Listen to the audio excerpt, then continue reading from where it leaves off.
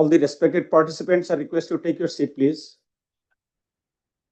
We shall commence the seminar shortly.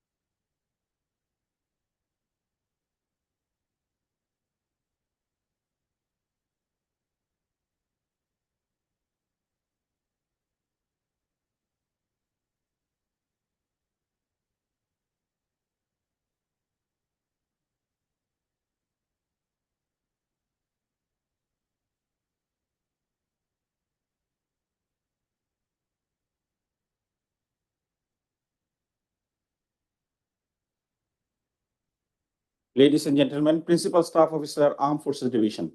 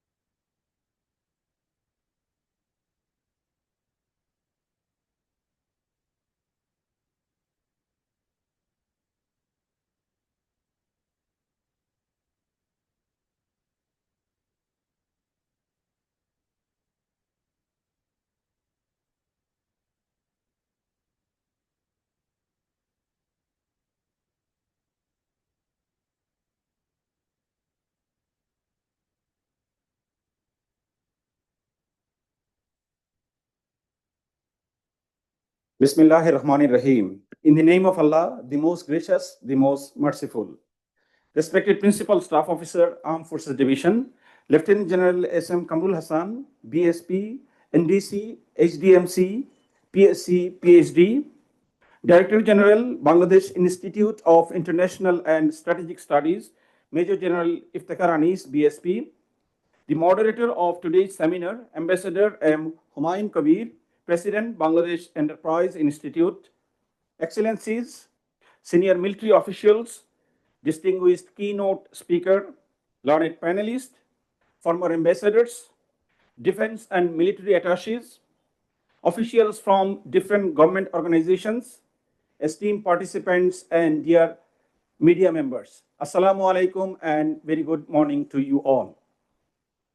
On behalf of Armed Forces Division and Bangladesh Institute of International and Strategic Studies, BIS, I, Captain Shafiul Muznibin, welcome you all to this time-demanding seminar on regional geopolitical landscape, impacts on the security dynamics of Bangladesh, and ways forward. Ladies and gentlemen, today we are truly honored to have Brigadier General Dr. M. Shakhawat Hussain, NDC PSC retired, Honorable Advisor, Ministry of Shipping and Ministry of Labor and Employment as the chief guest who shall be joining the seminar shortly. This seminar aims to portray the geopolitical situations and their evolving nature in this region. Moreover, it will focus the impacts on the economic, security, political dynamics of Bangladesh, and at the end, the seminar shall look forward for some viable strategies to be adopted based on the discussions, opinion, comments by the participants, and also by the presenters. Learned audience, the sequence of today's seminar is flashed on the screen. At the outset, Director General BIS shall deliver his welcome address. He will be followed by a keynote speaker, Dr. A.S.M. Ali Ashraf, Professor and Chairman, Department of International Relations of Dhaka University. Thereafter, there will be a panel discussion by two learned panelists, Professor Dr. Niloy Ranjan Biswas and Professor Dr. Shahab Enam Khan. Thereafter, the seminar will have a pause of 25 minutes for light refreshment and photography.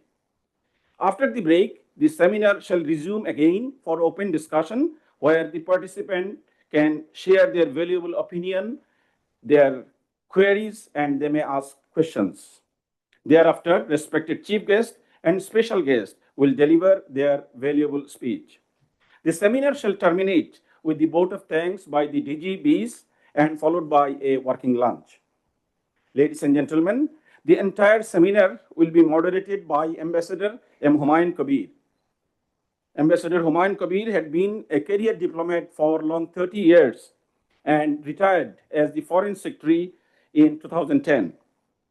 He served as the ambassador in United States of America, Nepal, High Commissioner of Australia and New Zealand. Ladies and gentlemen, without further ado, may I now request Ambassador Humayun Kabir, sir, to kindly commence the proceedings of the seminar. Thank you, sir. Thank you. Thank you very much. Respected special guest, Lieutenant General S.M. Kamrul Hassan, respected Director General of BIS, Major General Anis,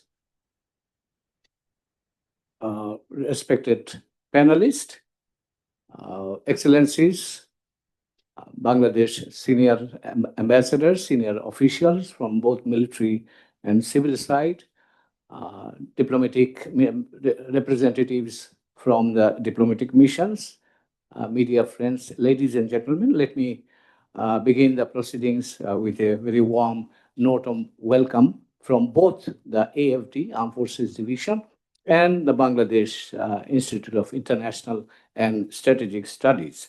So I must, at the beginning, say how grateful I am for giving me the opportunity to be here at this very important and timely seminar. As we have already heard, we'll be here for around 3 hours, and in the meantime, there will be a break. Our chief guest will soon come, and then we will welcome him. I have at this moment a couple of points, given the fact that we'll be focusing mainly on the regional geopolitical landscape, impacts on the security dynamics of Bangladesh and ways forward. That's the title of today's seminar. A couple of thoughts as a curtain raiser before I invite the speakers to come and speak. In my view, three things or three developments or three trends we are seeing now that are affecting the regional dynamics. One is what I call as a domestic kind of societies are fracturing in all the countries in South Asia and in the neighboring areas. So that is having some impact on the security and also the geopolitical environment of South Asia and in the surrounding areas. The second point is that we are also seeing a heightened tension and volatility in interstate relationship. Needless to say that Pakistan, India, Pakistan, Afghanistan, on the other side, Myanmar, and then Rohingya issue for Bangladesh, for example, these are separate, but in a way reflective of a trend that we are seeing, the volatility evolving in the region. The third area where I think we need to be equally attentive to is the cyber security or security risk at the cyber domain, disinformation, misinformation we are seeing, and that are also affecting narratives are being thrown out that are agitating or affecting or I would say influencing the mindset in different countries across the region, and that is also creating a risk. And Bangladesh, in recent months, we have been affected by that. And I do not discount the possibility that in the coming times, we may also have to confront this kind of scenarios. And just going little at the distance, we are seeing the rise of radical ideas, for example.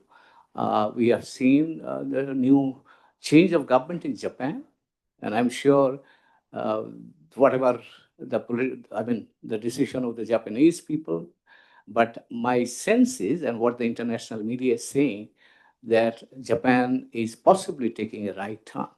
And the Japanese change and policy orientation will definitely have implication across the region, including in South Asia and in the surrounding areas. So I think we are seeing increasing degree of volatility, and in that kind of environment, we are here trying to understand the nature of challenges that Bangladesh is facing and what could be our way forward? What can we do realistically? Because we have to also understand our vulnerability and our opportunities. So I think we have a very distinguished set of audience today. And I'm sure that with their knowledge coming from the military side, diplomatic side, our friends from different countries are here. We're very happy to hear them. So at this time, at this point, let me invite the Director General of Bangladesh Institute of International and Strategic Studies, Major General Iftekhar Anis, to welcome all of you. Major General Iftekhar Anis.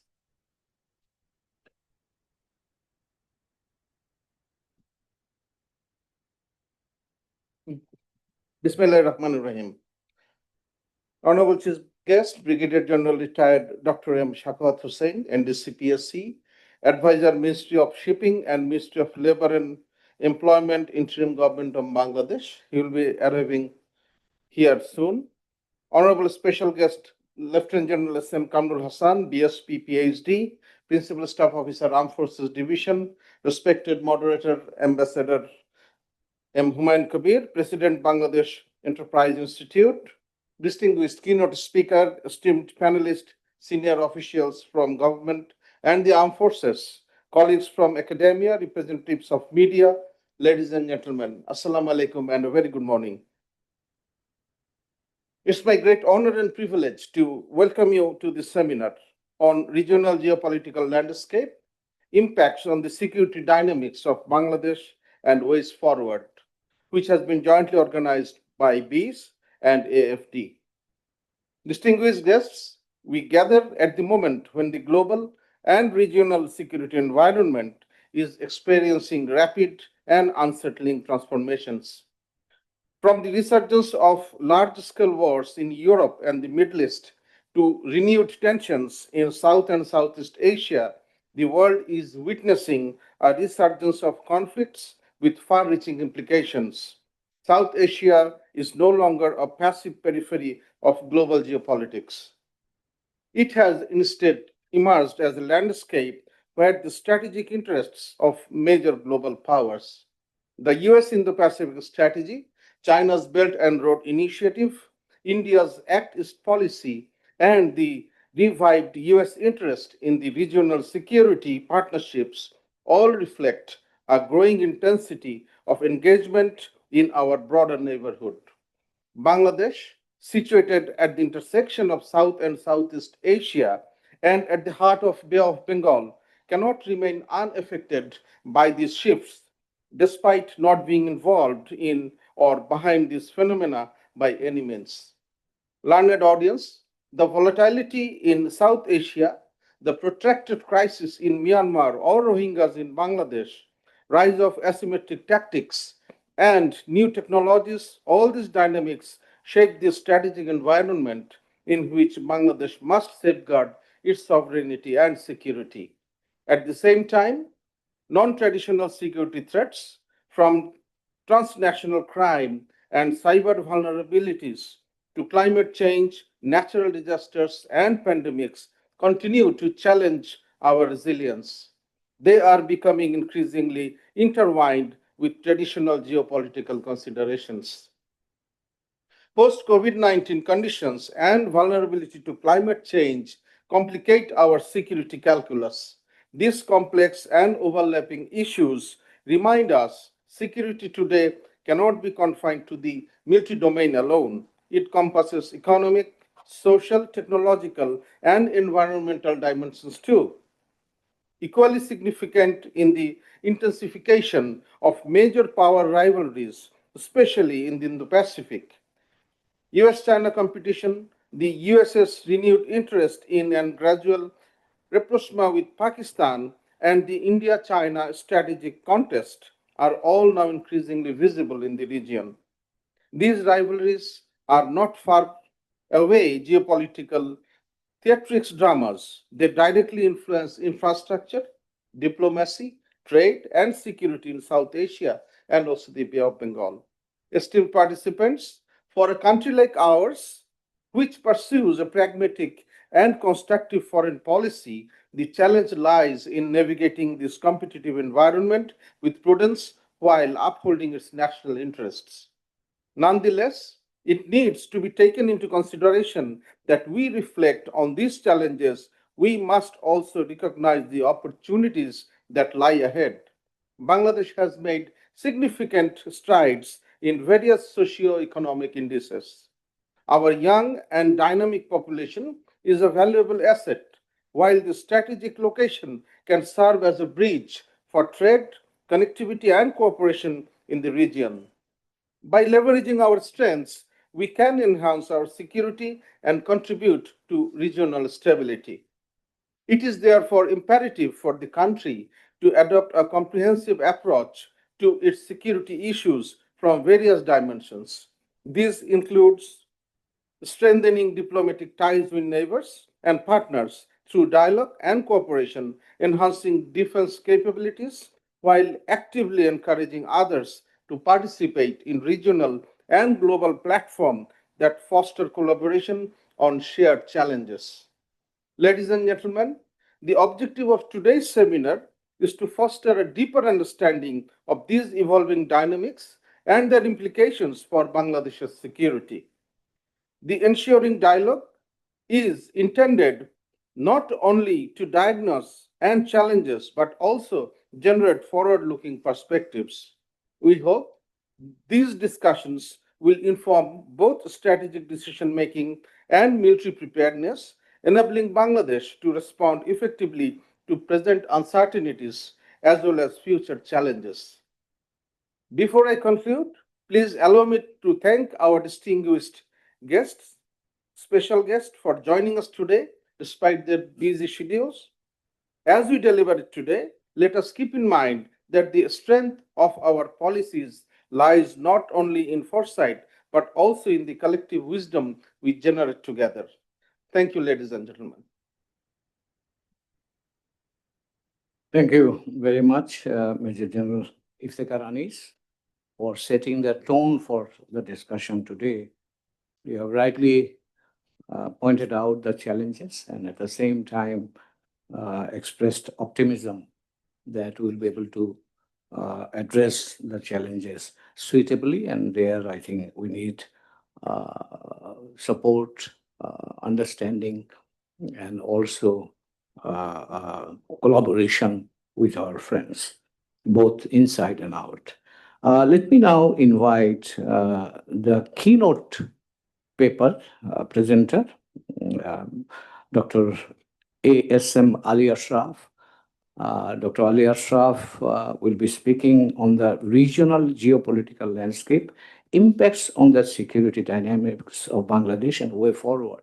And by the way, I should also mention that Dr. Ali Ashraf is the professor at the Department of International Relations in Dhaka University, and he also runs the Genocide Studies Center in the university. And at the same time, he's the chair of the Department of International Relations. So you have the floor, sir.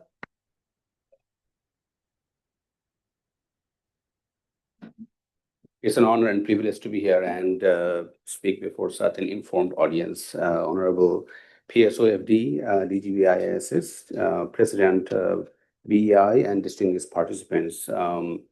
I'm tackling a very interesting topic, and I thank the Honorable Chair of the session and the DG for nicely setting the tone and making life much easier. This is the agenda for today. In my keynote, I'll talk a little bit about why should we care about this topic, understanding the regional security dynamics and geopolitical dynamics and its impact on the security posters, the questions that will be driving the discussion. And being an academic, show a little bit that there is an existing literature that talks about regional geopolitical dynamics. And rather than looking at the concept region and geopolitics in a linear way, I'll argue that these are complex and there are multiple meanings, and use a conceptual framework to show the data and evidence that the regional landscape is very complex and there are multiple types of threats that are emerging. The first thing is, why should we care about this topic? And the answer is that we means Bangladesh and other neighbors live in a very geopolitically active region, and there are global and regional geopolitical landscapes which are constantly evolving. And this complexity is putting enormous challenges, both traditional, non-traditional, and hybrid or gray, posing serious concerns for Bangladesh and the neighbors. And it's also important that we're passing such a moment where there are concerns and debates about national elections. So, and there are questions about political shifts, the directions in which the country is moving towards. So geopolitical discussions and security issues need to be understood in the broader context of the politics of Bangladesh.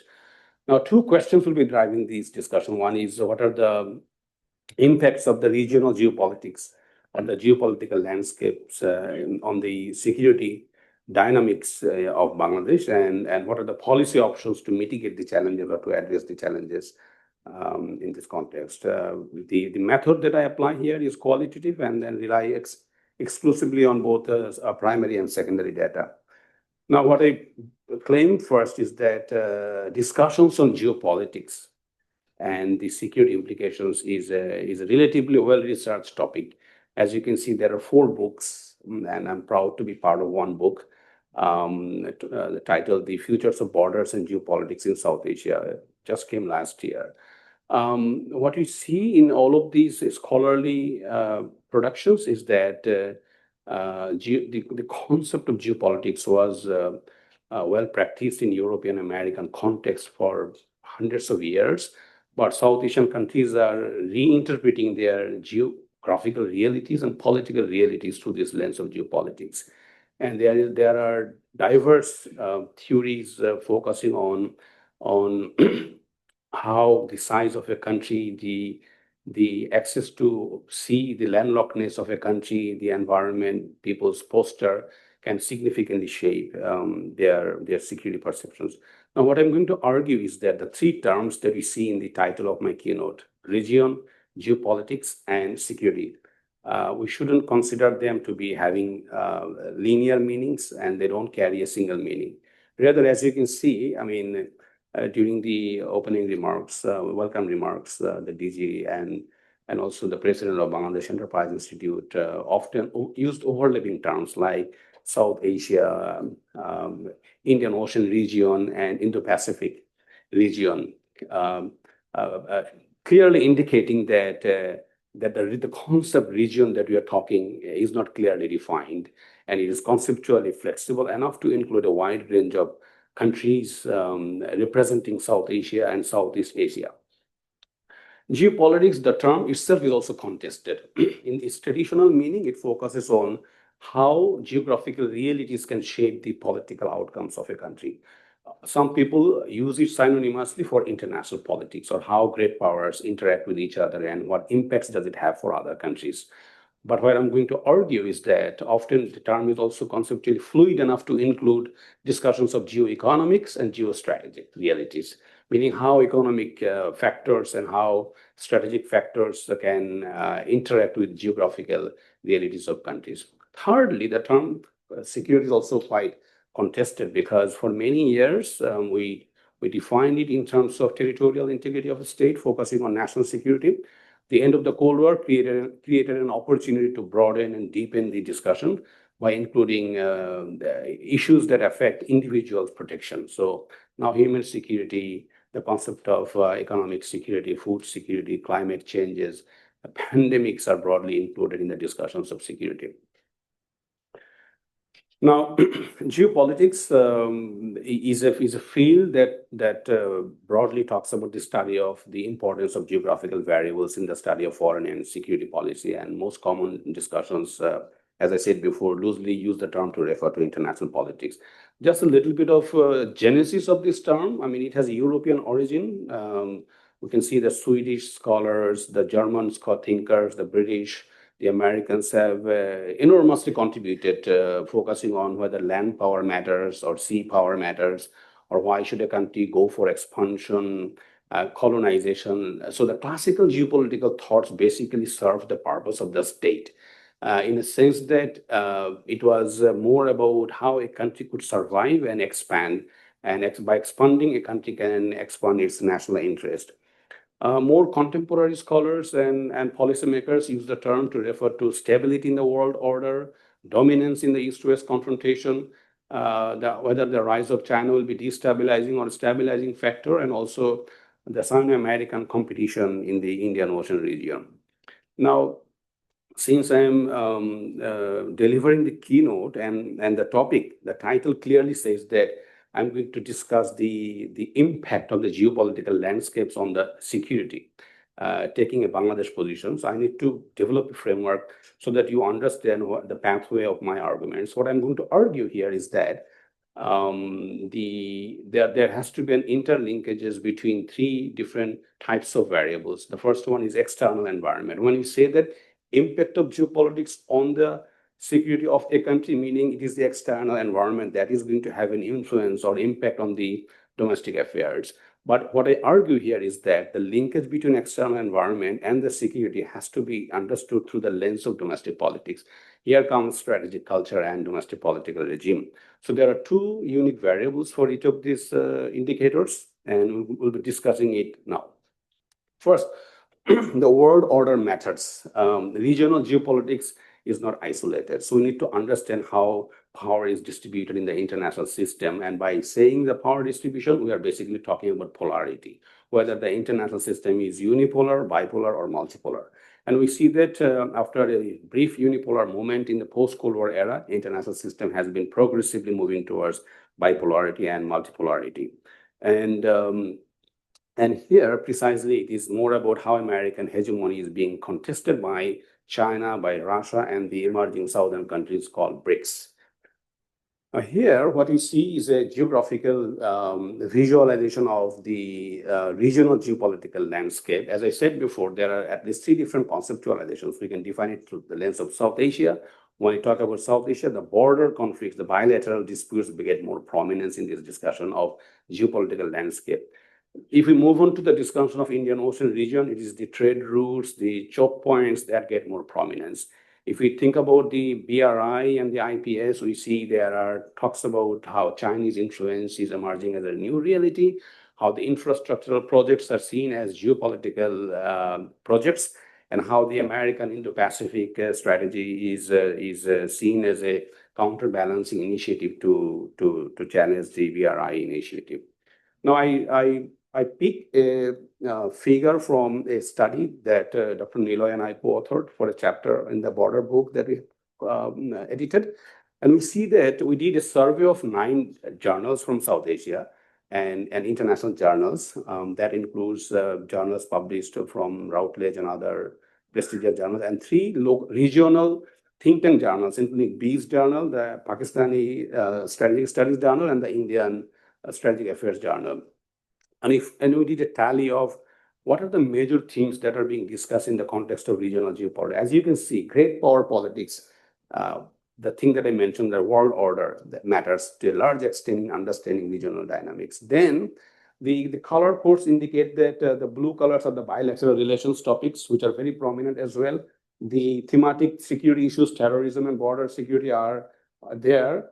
And the green color, the regional cooperation also matters, but to a very less extent, meaning the geopolitical landscape in whether you call it South Asia or Indo-Pacific or the IOR clearly shows traditional security concerns. Now, we need to understand that the global systemic pressures and the regional geopolitical realities and landscapes are filtered through the strategic culture and the domestic political regime. When you talk about strategic culture, we basically refer to history, perceptions of the national leaders, ideologies, shared beliefs, and how these things filter and process the external environment. But we should well discuss the fact that in discussions of how geopolitics influence national security perceptions should be understood through the lens of domestic political regime. And it defines the context as well. We're living in a moment where Bangladesh is going through political transition, the collapse of the political regime of Hasina, the reform agenda, the election agenda are driving our discussions. Now, to understand the security dynamics and the impacts of the regional geopolitical landscapes on Bangladesh security perceptions, I use this framework, and what I'm going to argue is that the term security dynamics has to be understood through at least three different contexts. One is traditional security, the other one is non-traditional, and the third one is gray zone. What I'm arguing is that there can be multiple different issues to be included, but for rigorous analytical rigor, I pick two themes for each of these categories.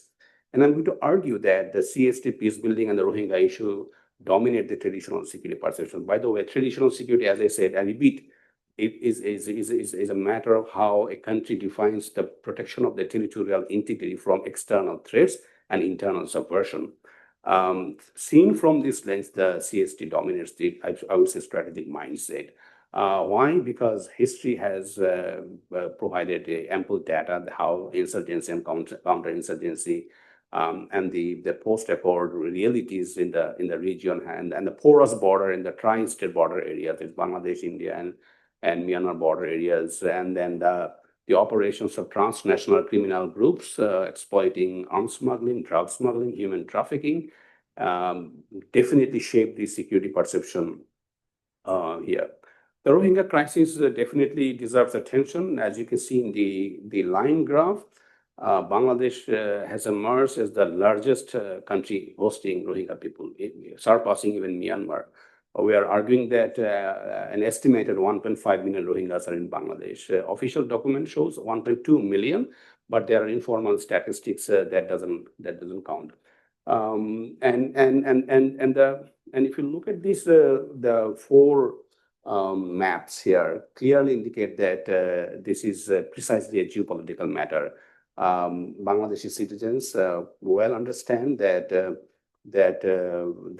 regional and global powers like China, like India, like Russia have strong geopolitical interest in the region and geo-economic interest in the region, clearly positioning them to get closer proximity to Myanmar and creating, and that's a big factor for Bangladesh when it comes to pressing for repatriation possibilities. Repatriation remains a distant reality. So what we discussed now is that it is not only uncertainty about the repatriation, our immediate challenge is the ensuring the funding availability for maintaining the refugee protection in the camps.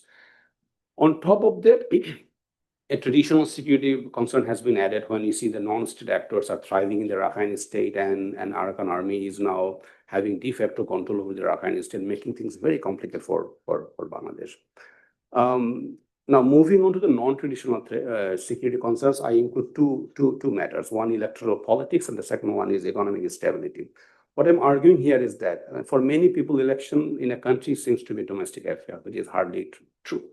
Of course, there are domestic realities. Looking at the discourse analysis, we see that the political narratives in Bangladesh has been constantly moving from August 2024 to October 2025, and then it is also going to be rapidly moving before the 2026 February elections. We see that the trial of the perpetrators of human rights violations, legal basis of the July Charter, the role of the armed forces in ensuring a free and fair election, the concern over electoral politics and inclusive politics, to what extent inclusion means rehabilitating the perpetrators of the human rights violations. These things are very, very good, constructive, and at the same time, it can be toxic as well.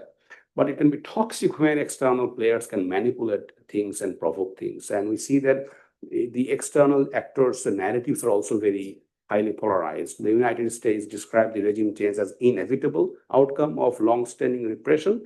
A neighboring country described this as a conspiracy behind the foreign hand, which is the American hand, they clearly argue. And while China has been seeking to ensure that its BRI investment and its long-standing defense partnership remain intact. Moving on to the economic stability, where we're discussing it at a very interesting context where the American tariff war and Bangladesh's desire for a smooth transition from LDC graduation are posing huge challenges to ensure that we are having stable economic growth. So we not only have confronted the COVID pandemic, the impact of the Russia-Ukraine war, this tariff war, and our prospect for a smooth transition are creating big concerns, because now the biggest question is to what extent can we exercise strategic autonomy in maintaining our external economic relations. On top of that, yesterday the IMF has declared that it already disbursed the fifth installments of funds to the government since January 2023, but the sixth installment should be only transferred if an elected government comes to power. So we see that geopolitics and geoeconomics are interlinked and shaping economic concerns and political concerns. Now I move to the gray zone security issues, and definitely cyber issues come to the fore. Why? Because we have seen at least two major data breaches and cyber attacks. More than 50 million citizens. You have to just. 50 million citizens' private data have reportedly been leaked, and Bangladesh Bank Money Heist shows how hackers can take our money, and definitely misinformation and disinformation can remain a serious threat. The final and the last security concern in the gray zone activity is the extremism and political proxy activities. What I mean here is that in the context of American withdrawal, we're discussing how a triangular relationship is emerging between Pakistan, Afghanistan, and India, and there are strong interests both at home and abroad about how this is going to shape the mindset of the faith-based groups and different activists. And the biggest concern is whether the political climate and the electoral climate can be complicated by the role of proxy serving foreign interests in the. This is a slide where I argue that aside from those 6 security concerns, there are many other things in the bucket list. I couldn't cover those because of the time constraints, but what I'm arguing is that state has always created a narrative that national security is being endangered.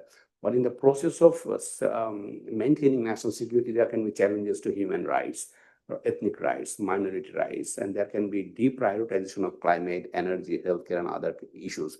But we need to make sure that security concerns cannot be cherry-picked. It has to be very comprehensive. The ways forward is the last slide, and for each of these security issues and concerns I mentioned, I call them priorities for Bangladesh, for their policy imperatives. For the CST, I begin by saying that we need to prioritize territorial integrity. So a logical conclusion would be strengthening the border cooperation, maintaining defense modernization, and creating a deterrence capabilities. On the Rohingya issue, balancing humanitarian protection of the 1.5 million Rohingyas and our national security concerns should be given adequate attention. On electoral politics, building a strong political consensus behind the free and fair elections could be definitely create a positive environment where Bangladesh should consider how it can prioritize other global issues. Economic stability, there is no alternative to enhancing competitive edge, diversifying our export market, and also signing FTA or free trade agreements with countries. Cyber resilience is very interesting issue. Many of us don't have knowledge and expertise, so there's a need for more investment, more knowledge, more capacity building, and we shouldn't trust devices and architecture and have zero trust in that. Finally, for managing political proxies remaining a lot of behind-the-scene activities of the security and intelligence agencies, timely actions and dialogue with the global and regional powers should be our priority. With that very humble note, I conclude my keynote speech. Thank you so much, sir. Thank you. Excellent presentation. I think he has, Professor Ashraf has covered a very, I would say, wide area, very thick analysis of the ground reality and the challenges, and eventually what we could look as a future pathway, for example. And particularly, I should pick one or two things that he had mentioned. Number one is he has mentioned about strategic culture. In my view, this is one area that we have to invest a lot. And this is area where I think, or it could be an essential, I would say, input and driver for building up national consensus on many areas, which he has also hinted. And we must also be alert because the issue of rights, justice, and national security, these are all linked. Now, based on that, we must develop also our pathway for protecting our vital national interest, and external collaboration support for friends remains, I would say, a very important ingredient in that process. So thank you very much, Professor Ali Ashraf, for making an excellent presentation. And let me now invite the panel discussions. There are two panel discussions here. Professor Dr. Niloy Ranjan Biswas. He will talk about the evolving regional security dynamics, the traditional and non-traditional dimensions. And Professor Niloy is also a professor at the Department of International Relations, Dhaka University. And one of the books that you have just seen, he is one of the co-authors and co-editors of that book. So Dr. Niloy is one of the young, bright, I would say, international relations expert focusing on the security of Bangladesh and the surrounding areas. So you have the floor. You have, I think, 15 minutes. Thank you. Thank you, respected chair of the session, respected guests, dignitaries. Sir, thank you so much. This is indeed an honor and privilege to speak a few words in the jointly organized seminar on regional security dynamics. My previous speaker, the keynote speaker of today, Professor A.S.M. Ali Ashraf, has widely covered and very comprehensively explained the different dynamics of security in the context of Bangladesh, and also have highlighted both theoretical and also implied versions of the dynamics and its impact. I think I'll try to avoid the repetitions, but I think in a few areas it requires some more discussions. Particularly, number one issue is in setting the context that when we talk about security and make a divisions between traditional and non-traditional, and thankfully the gray zone has been included, that we need to remember that conventionally, when we divide it between the state-centric and non-state-centric, that clear line of division between understanding security has been evaporated a little bit. Now it is more important to understand that what lies in the intersections of the state-centric and non-state-centric, because these are very much overlapping in the contemporary time. So security is a very complex, multidimensional issues.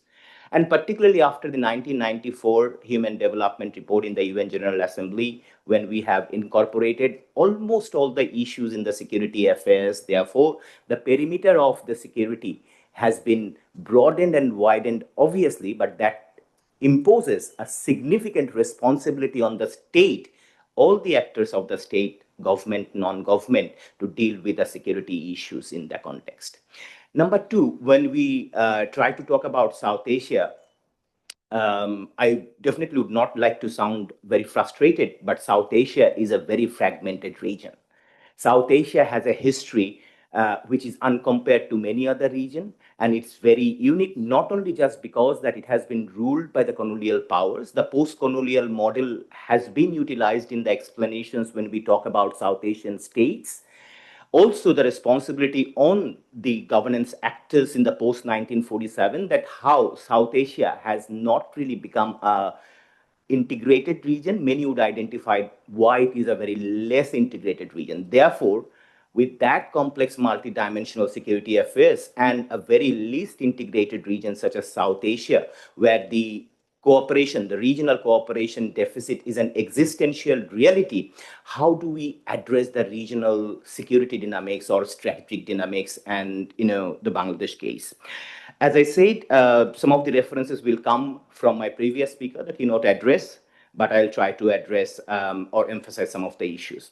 So when we talk about, and very rightly addressed, what are the major traditional security threats in South Asia, we all know about, and Professor Ashraf has also mentioned that. But I'd like to put that not only as the traditional security threat, there is also an important concept called security dilemma, where state A's activities of military modernization without any direct provocation keeps or makes state V very vulnerable. In South Asia as well, we might not have serious, full-fledged or full-scale military warfare or traditional conventional state-to-state warfare, except a few cases, of course, which are often identified as limited conflicts or so on and so forth. But we have the strong presence of security dilemma within the region And not only just because the agencies or the states within the region are responsible for this dilemma, there are also the imposition of the global powers over here. So here we have had the case where whatever the relation is there between, or the bilateral dynamics between India, Pakistan, India, China, or even in some cases, whenever we are talking about border skirmishes between other small South Asian countries, the existing dilemma of security competition is a very strong existential reality. Now, in the last 20 years plus, apart from the land border, I think the maritime issue has also emerged as a very significant factor in the security dynamics. And when we talk about maritime issues, it is not only about the economic cooperations of blue economy, it's also about the traditional competitions in the maritime sphere. And in these maritime sphere, when we are talking about traditional competitions, the significant presence of the extraterritorial major powerful states in the region have made the security dynamics indeed very significant.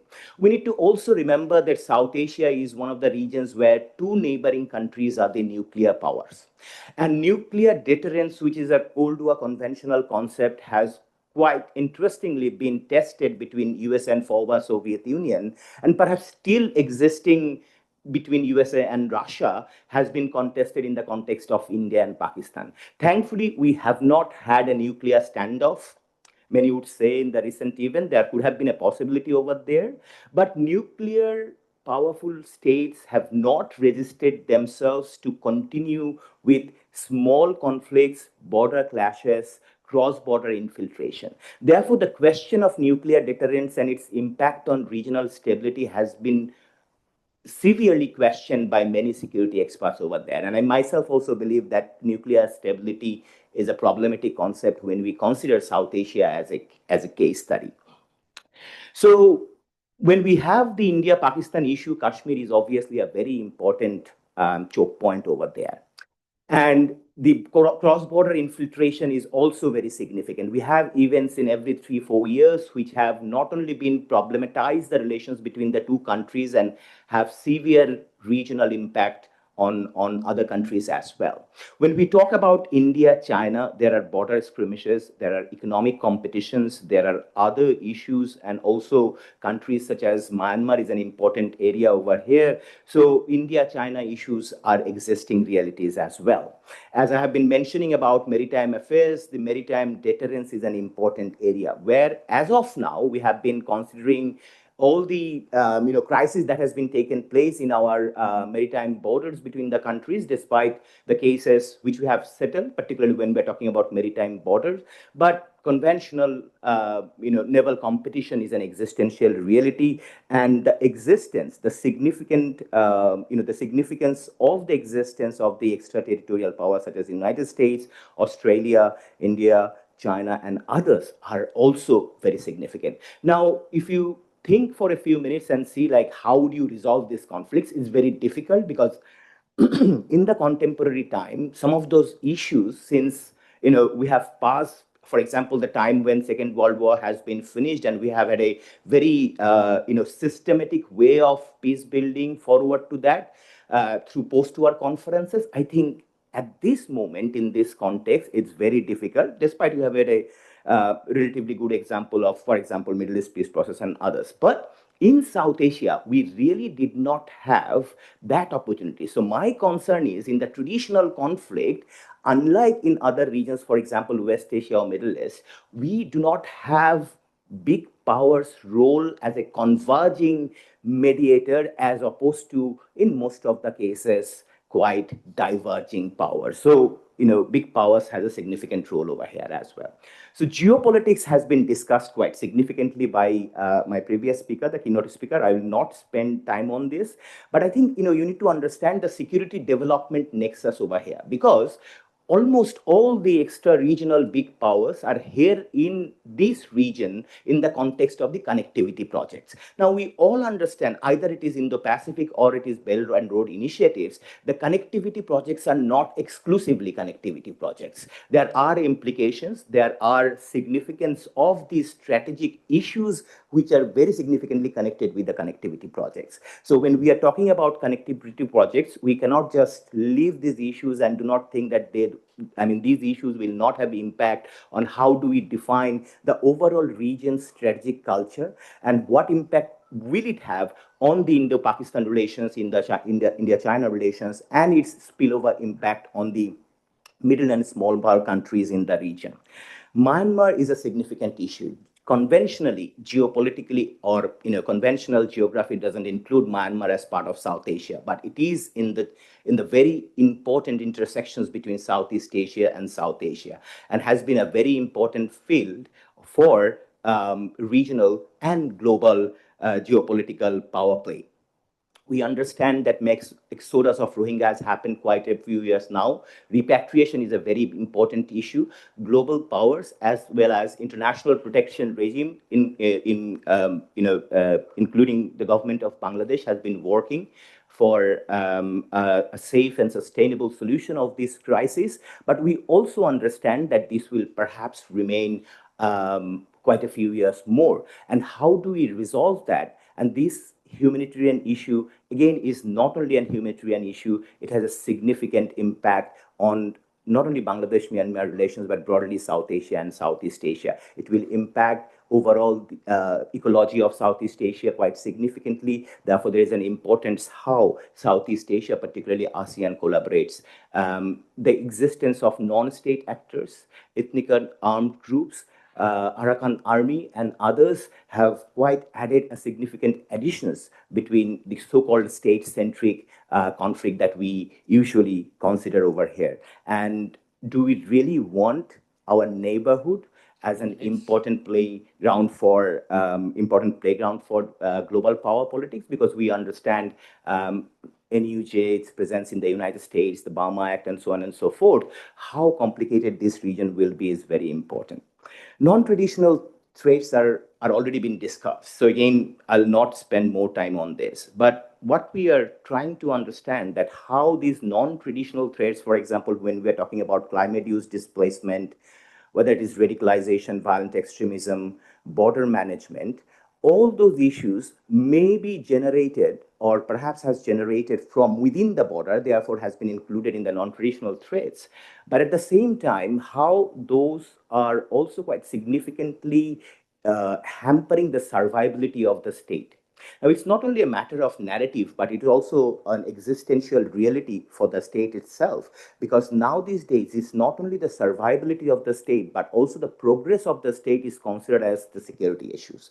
So most of these issues, when we're talking about energy, food, and water security, and most importantly, misinformation and disinformation, which perhaps 10 years back has never been considered as any issue to be considered in the security areas, have at the same time affecting the survivability of the state within the region, and at the same time is also hampering the progress and development of the state. Therefore, we move towards the security gray zone, because the cross-border and the hybrid security challenges in South Asia are increasingly quite significant.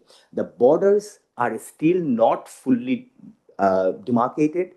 We have significant threats, for example, cyber issues, artificial intelligence is still there. It's important to understand that who will be controlling, who will have the agency to control those areas. And we have been talking about maritime governance issues and most importantly, disinformation. So these areas will probably reign in understanding what we understand by security gray zones. The gray zones are not merely the geopolitical expression. These are more about whether state has the control over it, or we can understand that non-states have become very important, but states should have still certain level of understanding or convergence with the non-state actors to control or regulate some of those areas. Otherwise, it will be very different. The regional cooperation deficit is another very problematic areas. We mostly talk about that intra-region trade is low, and therefore that's one of the failures of the SARC to become economic or monetary unions in future. But at the same time, we have to also understand that as is South Asia, we have not been able to formulate a common regional security community, a very interesting idea forwarded by Amitav Acharya once in the context of Southeast Asia, that how ASEAN becomes a security community as opposed to many other Asian nations. And we have SARC, very state-centric, and then follow up with BIMSTEC and IORs are also very state-centric and bureaucratic. Therefore, collaborations between state and non-state has been a far cry over here.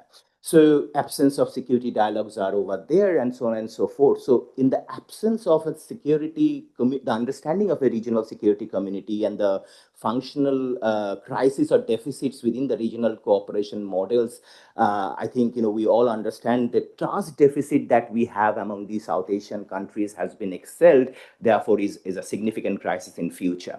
So my final point is, do we have a strategic compact, and how do we want to make it a comprehensive strategic compact? And I thank the keynote speaker to bring the issue of strategic culture, because the conventional Western scholars have portrayed strategic culture is the only area which is probably assumed and adopted by the militarily powerful states. So the big question by the modern strategist is that how a middle and small power would have its own strategic culture and therefore formulate a strategic compact. It might be a national, it might be a written or unwritten national security strategy, but we should definitely have that. We should consider conventionally traditional, non-traditional, but most importantly, I think the very important issue is the gray zone issues or the trans-border security issues. So how do we enhance cooperation? We have to really look forward to the next 50 years and think about the formation of the regional dynamics and consider what are those areas that we have shown, particularly in terms of India, China, India, Pakistan, that will still remain. But within that framework, how can we move forward within the region by extending cooperation with our neighbors and also next door neighbors over here? So the strategic outlook, and particularly the future, to my opinion, is that we need to collaborate and cooperate how to sustain the regional stability. We need to leverage the geoeconomic potential, because economic security is very important.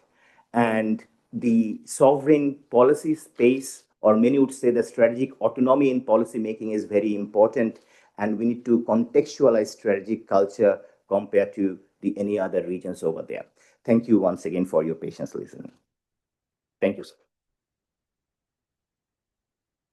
I thank Professor Dr. Nila Biswas for making another, I would say, an excellent presentation, and highlighted the security dilemma, which is affecting all of us in South Asia and perhaps in the surrounding region as well.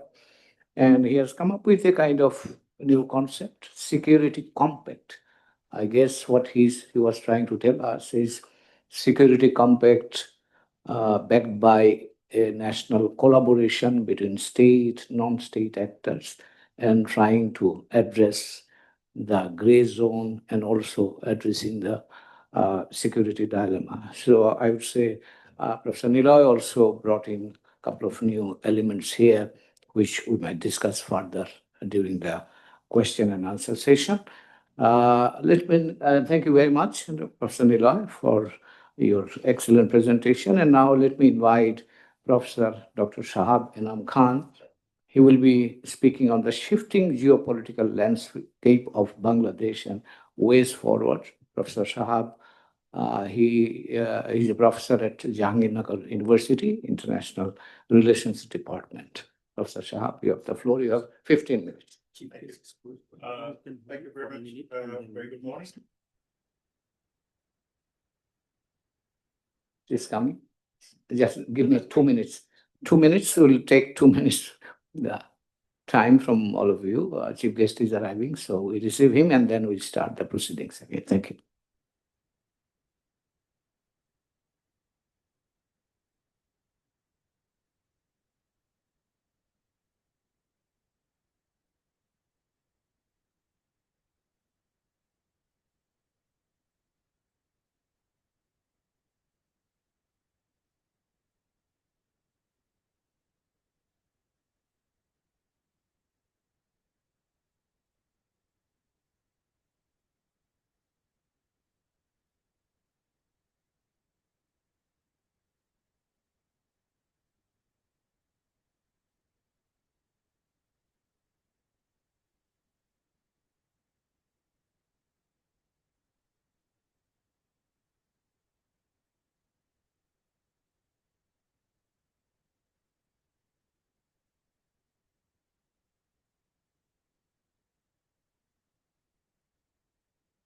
misinformed. My apologies.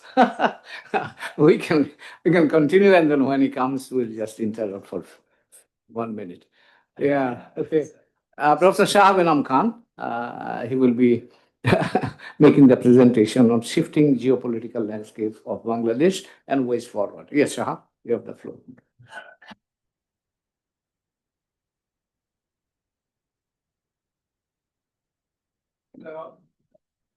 Thank you very much. Very good morning, and it's a pleasure to return to BIISS as usual. And it's an honor, respected Principal Staff Officer, Director General, and the moderator. Thank you very much for giving me this opportunity to speak. My previous speakers have made my life extremely easier because they have looked into the theoretical premises of Bangladesh's imperatives in terms of strategic decision-making, strategic thoughts. Dr. Ashraf has talked about the contested chiefs. He has talked about strategic culture, Chittagong Hill Tracks. Niloy has talked about overall different dimensions of traditional and non-traditional security. Henceforth, it is my job is to really focus on the real-time issues that Bangladesh is facing and how Bangladesh will be looking forward to augment its strategic culture, strategic thoughts, and of course, Bangladesh's perspectives on what should be Bangladesh's structural response to the changes and the fluidity that my previous colleagues have talked about.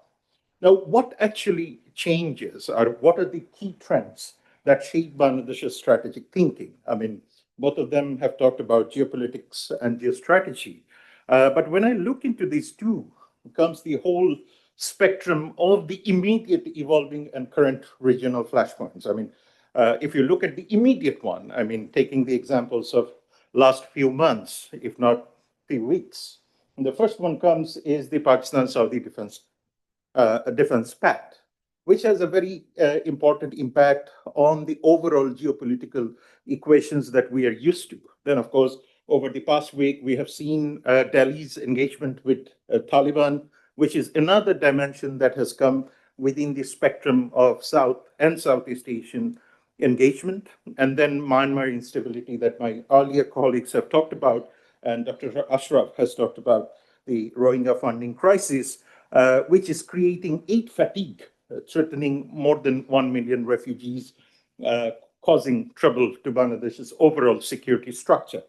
Now, if you look at the multi-tiered trends shaping all these issues that we have talked in the previous slide, the first one comes is if you look at how the hard power diffusion is taking place. It's fast, advanced technologies coming. Then certainly we have been talking about cognitive warfare, which will be dominating the rest of my presentation, and the resource competition that both the speakers have highlighted about. Now, hard power evolution, when I'm thinking about Bangladesh's strategic makeover in the coming months, if I take the variables such as the US multi-domain strategy, which is very interesting, where you have the diplomacy, economics, operational approaches, and then if you look at how AUKUS partnership is driving technology integration, has created a new dimension in the strategic thinking. And even if you look at the replicator initiative scaling autonomous capacities of this particular region, is quite phenomenal. At the same time, if you see that the last month in Beijing has really showed impressive array of new technologies, whether it is extensive long-range strike capabilities or anti-access and aerial denial networks. And perhaps now they have the battle-tested military weapons that was exercised in Pelgam a few months back. And at the same time, you're also seeing that allied innovation is taking place. Japan expanding electronic warfare system, Australia operationalizing MQ-28 Ghosts, and manned and unmanned teaming doctrine. The term doctrine is very important over here. Doctrine is emerging. This comes at the same time when you see cognitive domain warfare, which is a warfare beyond kinetics. Perception manipulation, cyber operations, AI-enabled disinformation, creating and influencing the decision maker not only at the domestic level, but also in terms of regional approach to geopolitics or strategy, and perhaps the global system. And if you look at Taiwan, for an example, where we get to see primary testing ground for coordinated cognitive warfare continues over there.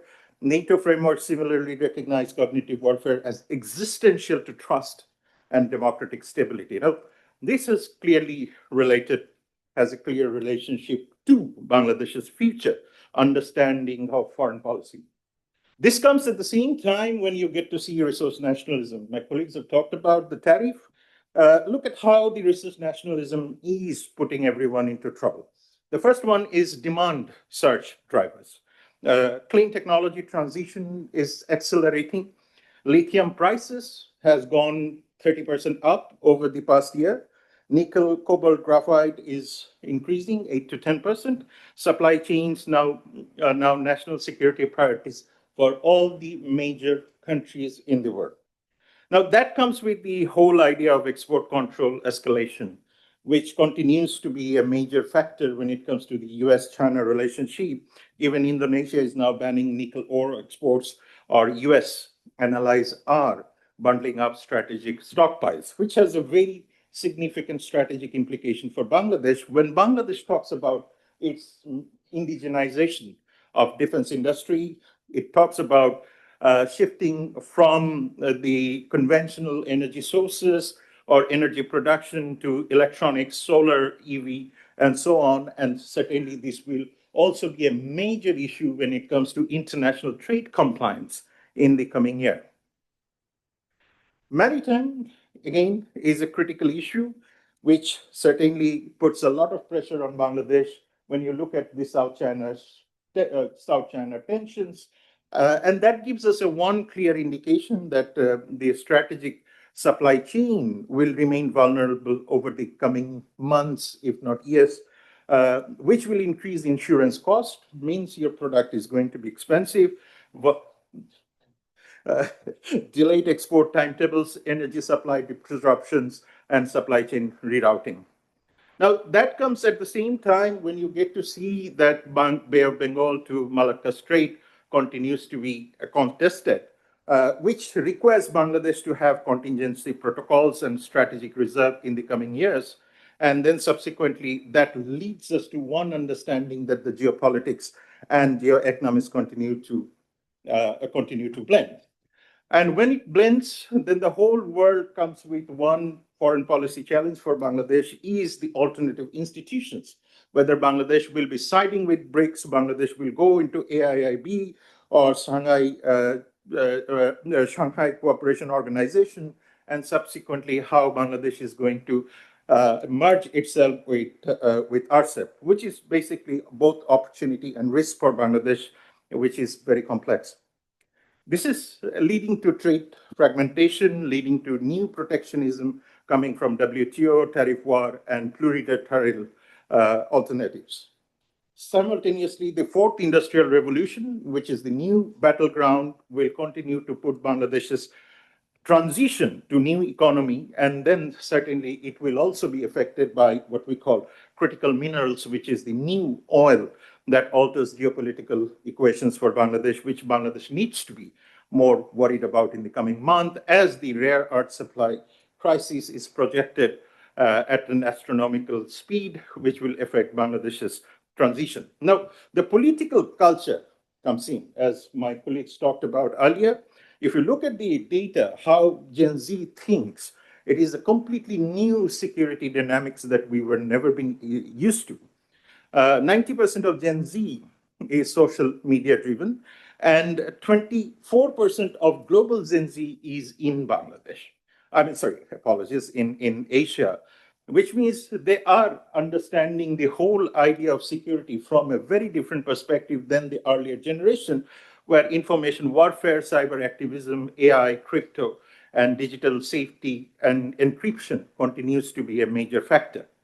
At the same time, we have the populism. If you look at the data, that populism continues to increase, creating more hardened response and the differences between the state and the new generation, leading to new security and new reality. which is largely related to eroding global norms, parallel states, tech competition, and trade fragmentation, meaning we have economic exposure, security exposure, and political exposure, in which we have the key actors, United States, China, Japan, India, Myanmar, and Middle East, competing to influence Bangladesh's security posture. And of course, there are key partners, UK, EU, Australia, Singapore, and so on. That leads to Bangladesh's diplomatic balancing act, whether we should continue with BRI or make a balance. And subsequently, now RCEP accession has come up, ASEAN engagement has increased, sea lane security needs our strengthened relationship with the neighbors. And of course, as we have also seen, that counter-extremism misinformation is very much in the make. So global regional institutions are now in the foreign policy domain. That leads us to my final 3 slides, where we are talking about strategic autonomy's practical action agenda.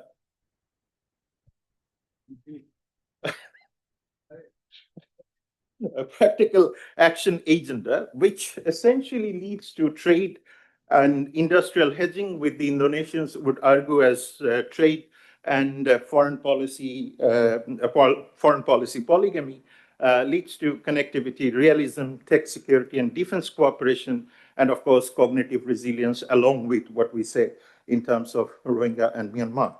So what the playbook looks like?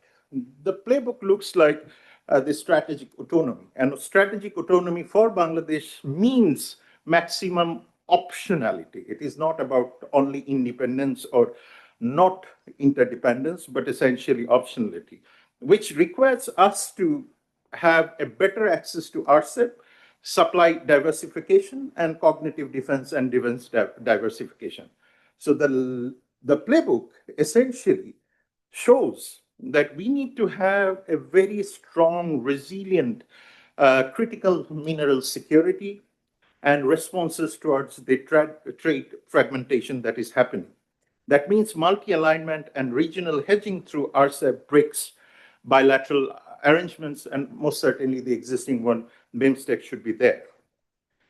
That means the final words, which is institutionalizing the shock resiliences, means that we need to have an adequate focus on internal security, which requires national consensus, not only on Chittagong Hill Tracks, but also what is happening in the Cox's Bazar and beyond, with the effective mechanisms for misinformation, disinformation countering.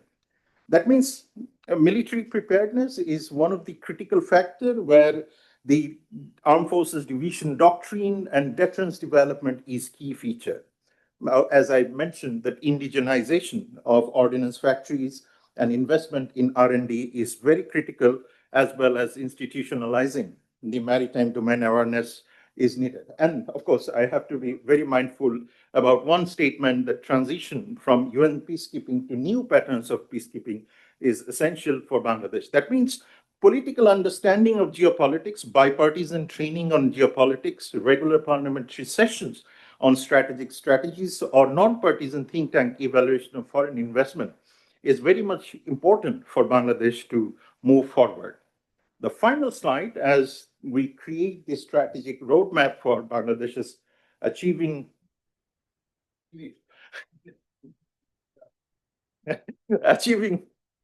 resilient autonomy. The first phase when it comes to defense modernization is the doctrinal advancement. And I think we have a lot to do over here, along with AI integration and indigenization.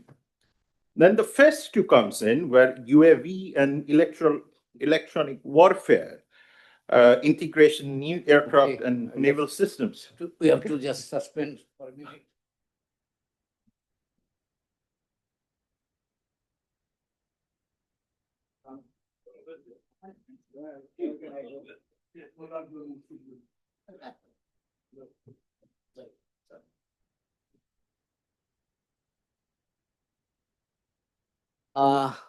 Let us welcome our chief guest for this event, Brigadier General retired Dr. M. Shakaut Hussain, Honorable Advisor for Ministry of Shipping and Ministry of Labor and Employment.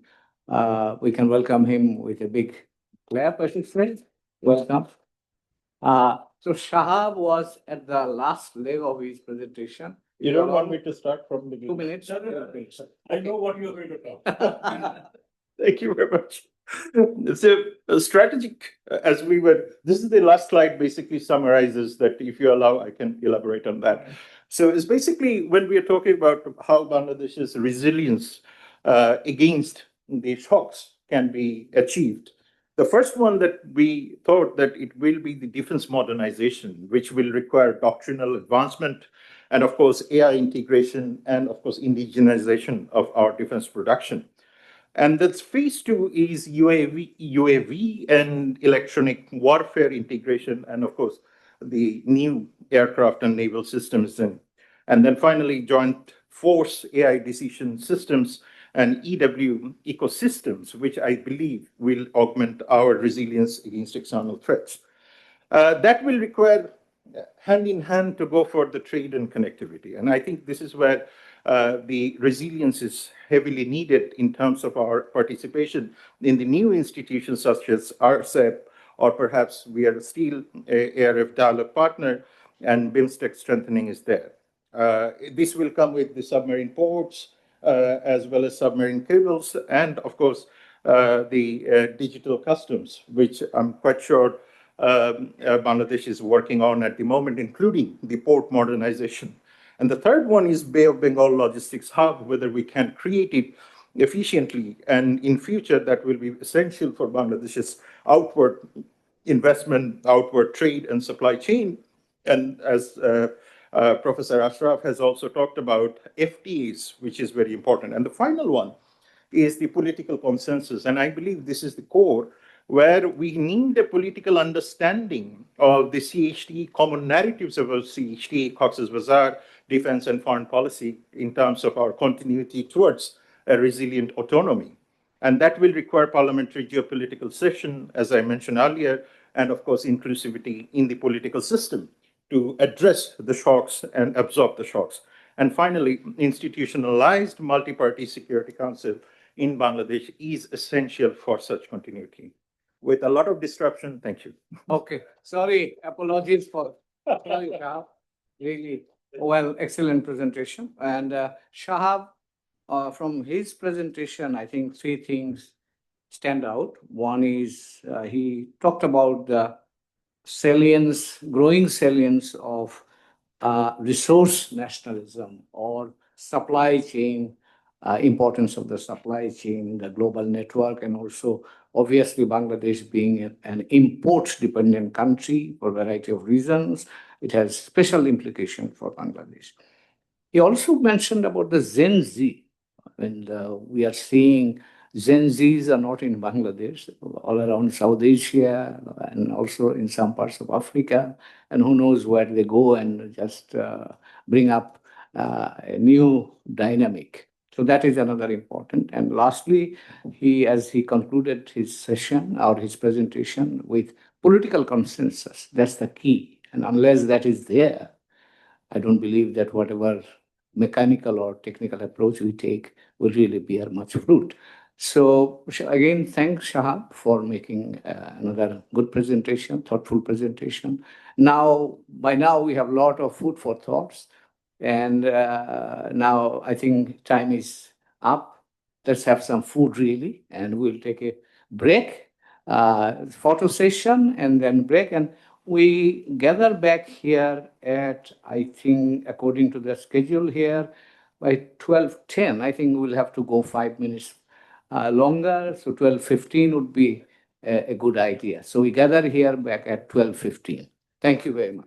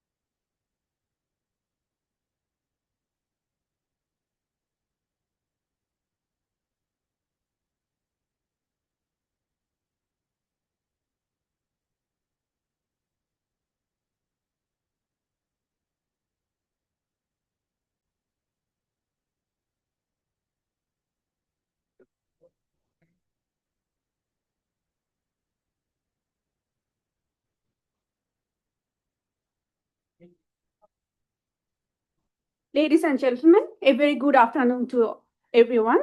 I, Sanjida Shahabuddin, Research Fellow at BISS, is now taking over the responsibility of the Master of Ceremony for next formalities of today's seminar.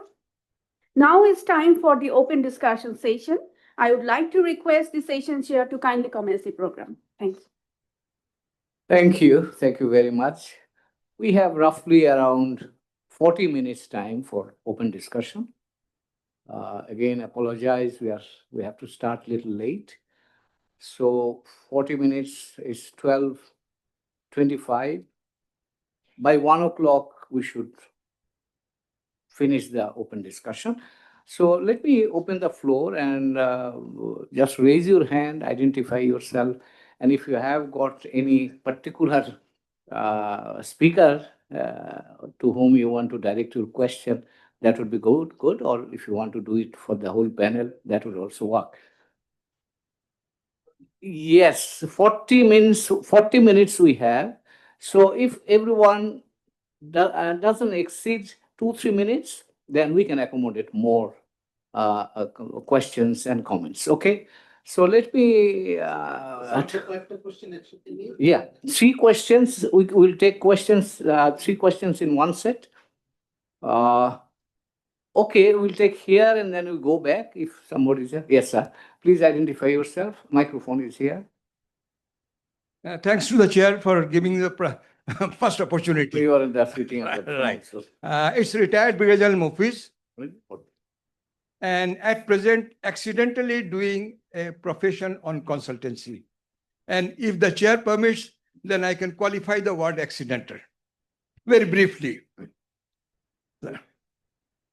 Right. I don't go into that. Fine, as the chief guest desires not. Right. What I would say that with the national policy of malice towards none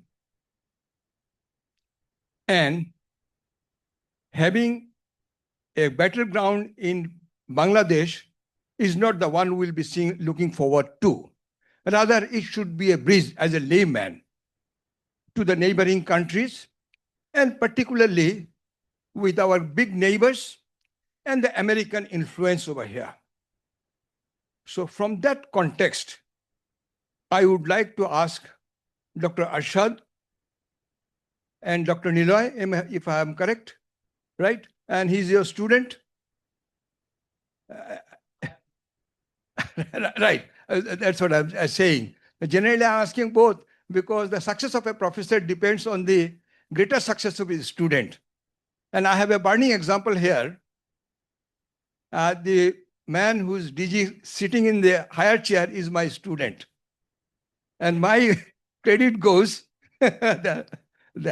Right. So from that point of view, that you can't be a battleground, but we should be a bridge in this area. From the strategic point of view, what should be our strategy, particularly as far as the relationship with our neighbors are concerned? It's a very challenging this. Thank you, sir. Thank you. Brigadier Mofis, glad to see you after quite some time. Thank you, please. Okay, lot of question. Air Commodore Ishfaq Alai Chaudhary. My question to Professor Ali Ashraf and also Niloy also touched on that about CHT. You have Ali Ashraf gave 2. One is external forces inside and also the military dimension and all.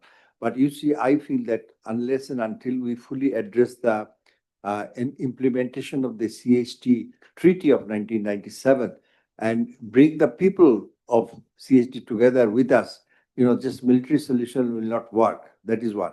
Number 2, about the extremist rise in Bangladesh and recent, not only religious extremism, but within the Muslim community and also inter-community, the various examples that we have been seeing, and more often after 5 August, attacking the mazars and, desecrating the bodies. Also, the TTP, you've seen the recent instances where our Bangladeshi boys, for the first time, they've been killed in the conflict with Pakistan and TTP. So these are very, serious questions which must be addressed immediately by the nation. And as the elections coming, we should take these things very seriously. That was my observation from your presentation. Thank you. Okay, thank you. Yes, sir. Sir, I'm Air Vice Marshal Mahmoud Hussain, a retired Air Force officer. First of all, I would like to thank all the speakers for their marvelous presentations. And all of them have talked about security dilemma. Security dilemma operates at the state level between different countries. Now, I personally feel that security dilemma can also operate at domestic political level. And that we can very well understand by looking at the differences between the political parties and the specialists who are on security matters. Now, my point is that particularly my question is directed to the chief guest because he has been involved with this kind of issues for a very long time. Sir, the overarching structure for creating a strategic culture is your National Security Council. Now, my point is that what security dilemma operates between the politicians and the experts, particularly scholars, academicians, and journalists that have impeded the formation of National Security Council in Bangladesh. Thank you very much, sir. Thank you very much. Now we come to the panelists and one for the chief guest.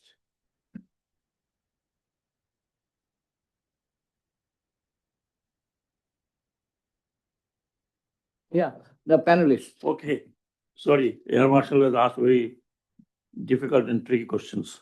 I thought I will address it at the end of my, when I have to speak. Normally, it's very difficult and embarrassing for me to become chief guest.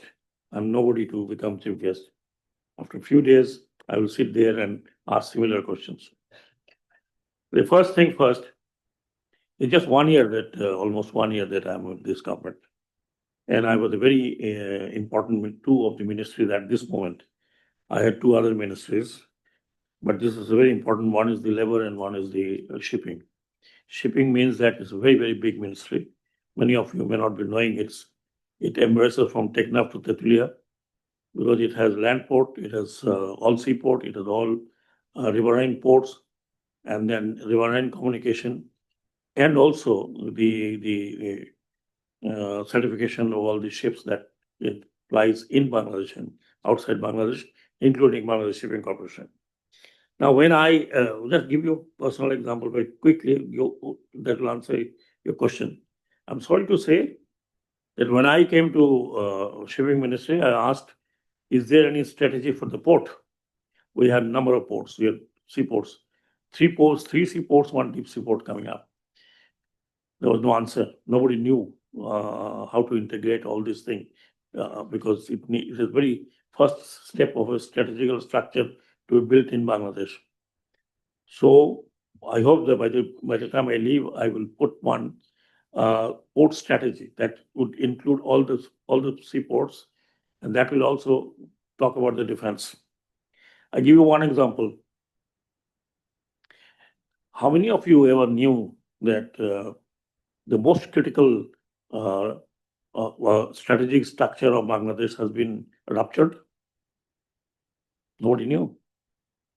Please go and stand in front of Ramgarh and ask yourself what the government has done without consulting anyone in the defense.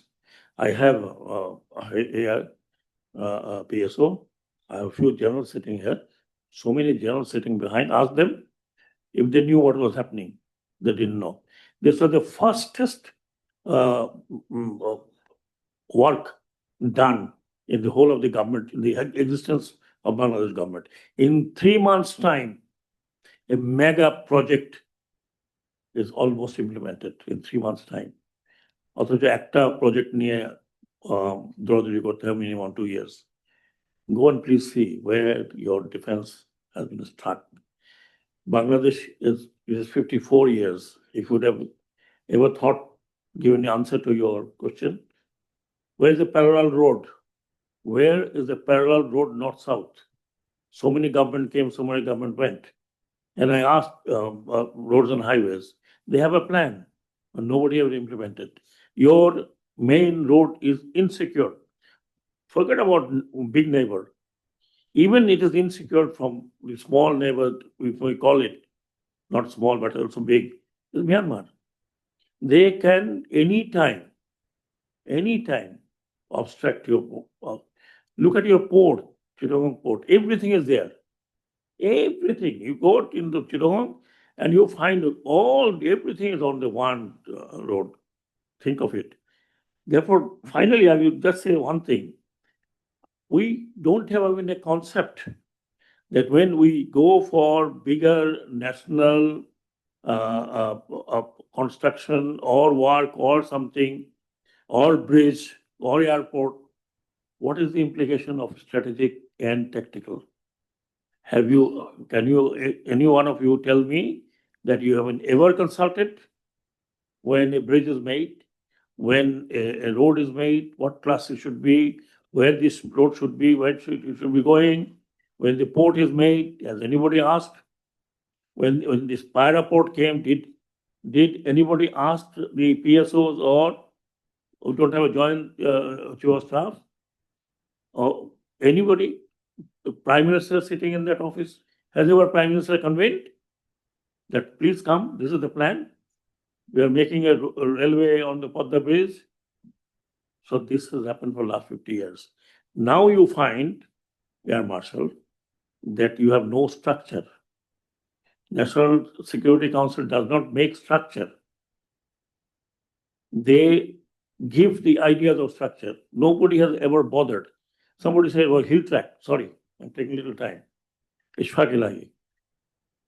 What's there in that piece?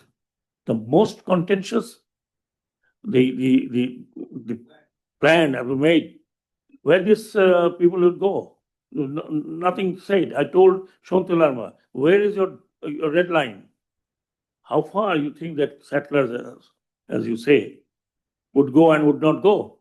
There is a huge gap. And then you're talking about the land distribution, land survey. Can you imagine what is going to happen? There will be civil war. So when this treaty was made, I'm sorry to say, those who were there for fighting to keep the integrity of the country for last 40 years, they were never even asked that what is meaning of this? Because somebody said, make it, and they made it. Sorry, so to your answer, we have no structure. I'm sorry. We have no structure. We have no integration of our forces. I've been telling, I've sent them my write-up also. Please have an integrated headquarters. Don't make it one-man show. I asked for Joint Chief of Staff headquarters. I don't know whether they're working or not. For last 1 year. You don't have structure. You don't have any strategic structure. We talk here, we listen, we ask some questions, go back happily ever after, not being implemented. Sorry, it took some time. It could have been my summarized, but sorry. Sorry. Extremely sorry. I think the panelists, you have questions, so you please respond. The first question by Brigadier Mufiz is about what should be the strategy for maintaining relations with the neighbor. I think your question is a bit vague because when you say neighbor, if we include South Asia, then we have 7 neighbors. If we include Myanmar as well, we have 8 neighbors. Are you specific about the biggest neighbor, India, then, or? Yeah. Say strategically, I was thinking globally strategically. You see, the big powers are China, India, and other small powers. And of course, at the same time, the US influence and they have their strategic policy over the oceans. You got it, the Indian Ocean, the Pacific Oceans, and all that. From that point of view, what should be our relationship with this? I'm talking about globally. Global, okay. Am I clear now? I think this question is often Right. rephrased at whether we should take a position between BRI and IPS. Maybe that is the question. Because and often we see this question in the context of friendship to all, malice to none, meaning, right. Maybe it was a design ambiguity on your part to ask this question in that way. I think given the developmental priorities that Bangladesh has, it will be extremely cost prohibitive to take a decisive tilting towards one of the great powers by either siding with the BRI or IPS. So my understanding is that searching for a strategic autonomy by maintaining the strategy of hedging is best in our interest, which means that we should look for multi-level cooperation with all the competing geopolitical actors in the Indo-Pacific region and the Indian Ocean region. To refer to the question by Air Commodore Ishfaq, I think it's a very good question that not implementation of the 1997 CST, not full implementation of the CST Accord remains a big challenge for sustainable peace in these Chittagong Hill Tracts. So I fully agree with you that restoring the people's faith, especially the Hill peoples, bringing them on board into a national integration process is a priority. Definitely, military solutions don't work. But I think the distinction that I wanted to make in my presentation is that from a traditional perspective, the CST should remain a top priority for Bangladesh. Given the porous border and given the hostile activities of state and non-state actors, I think it should continue to remain a top priority. But definitely, we are living in a world where social harmony, social resilience, inclusion cannot be achieved without fully taking and integrating people of different faiths and ethnic diversity. To refer to your question on the rise of extremism, most possibly it is going to be an interesting dilemma for the if we have a good political transition in the February 2026. Most possibly, this is my anticipation that the next regime is going to manage this question pretty seriously, because we, given the fact that the large majority of Bangladeshis are Muslims and any discussions on religious faith and intolerance will be very sensitive. So, given the fact that the government has to always address not only the domestic audience but also international stakeholders, navigating the tricky path about managing CV, PV, and CT would be very interesting. And I think we should be not in a denial mode when there are threats that are proven. That has to be taken very seriously. The participation of Bangladeshi individuals in different regional and global, their nexus or connections, either virtual or real, substantial, that is very minimal. I think that needs to be recognized, that we don't have a large number of Bangladeshis getting recruited by regional and transnational terrorist networks. We should be bold enough to claim that thing with substantive data. There are a few ones who are either radicalized or recruited, and so the threat is realistic enough to be addressed. I mean, there is no way to say that it is just a narrative, partisan narrative. So I think the biggest challenge is for the security and intelligence agencies to understand the real magnitude of the threat. If it is a high threat, then that should be dealt with properly. Thank you. Sir, I'll be very quick because the answers are already been given, and I'm very happy. Delighted to learn from Chief Guest's remarks as well on particular issues, particularly National Security Council. The first question from Brigadier Murphy, sir, I think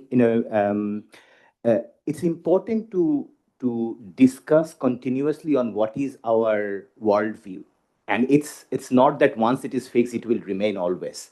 And it needs to be changed within the course of time. So whether it is malice towards none, it seems a bit unrealistic when we are talking about a practical policy issue or context-based issue with any specific countries or region. I think there is always time to revisit in that. In the last slide, I mentioned and quite cautiously mentioned that why defensive realism is an important conceptual standpoint for our worldviews in that context. That And even when interpreting that malice towards none, how do we interpret that? That it is most importantly, to my understanding or limited knowledge, is mostly that we will not do preemptive attitudes. Preemption is a Cold War term, particularly in the context of nuclear policies. We are a non-nuclear country, but in context of defensive realism, that is that we need to uphold our own national interest. I think then the majority of the responsibility comes towards us, that have we been able to define our national interest and then lead towards the proactive diplomacy to ensure our sovereignty and national interest. And the CHT issue has been discussed by the experts here. I'm not an expert on these issues, but to my understanding, I think that this will be, and as Professor Ashraf has already mentioned and also highlighted by Professor Shahbenam Khan, that this will be a significant hotspot by its own nature, by its own geopolitical nature. It's in the periphery of Bangladesh. It has a history. It's in the border of India, and Myanmar border is not too far as well, and there is an exit route there. So the reason why I was trying to say, but probably because of the time constraints, I couldn't explain that when we are talking about strategic compact, it's very difficult to think that we will be able, or the region itself will be completely a very utopian peaceful region after 20 years through any external interventions, the way sometimes, Camp David's or even Middle East peace process in Egypt that has happened. It will not be the case in South Asia, because South Asia is a very unique region. When I say least integrated, it's not a negative term. It's least integrated by its own nature. And we cannot think of having a European Union in South Asia.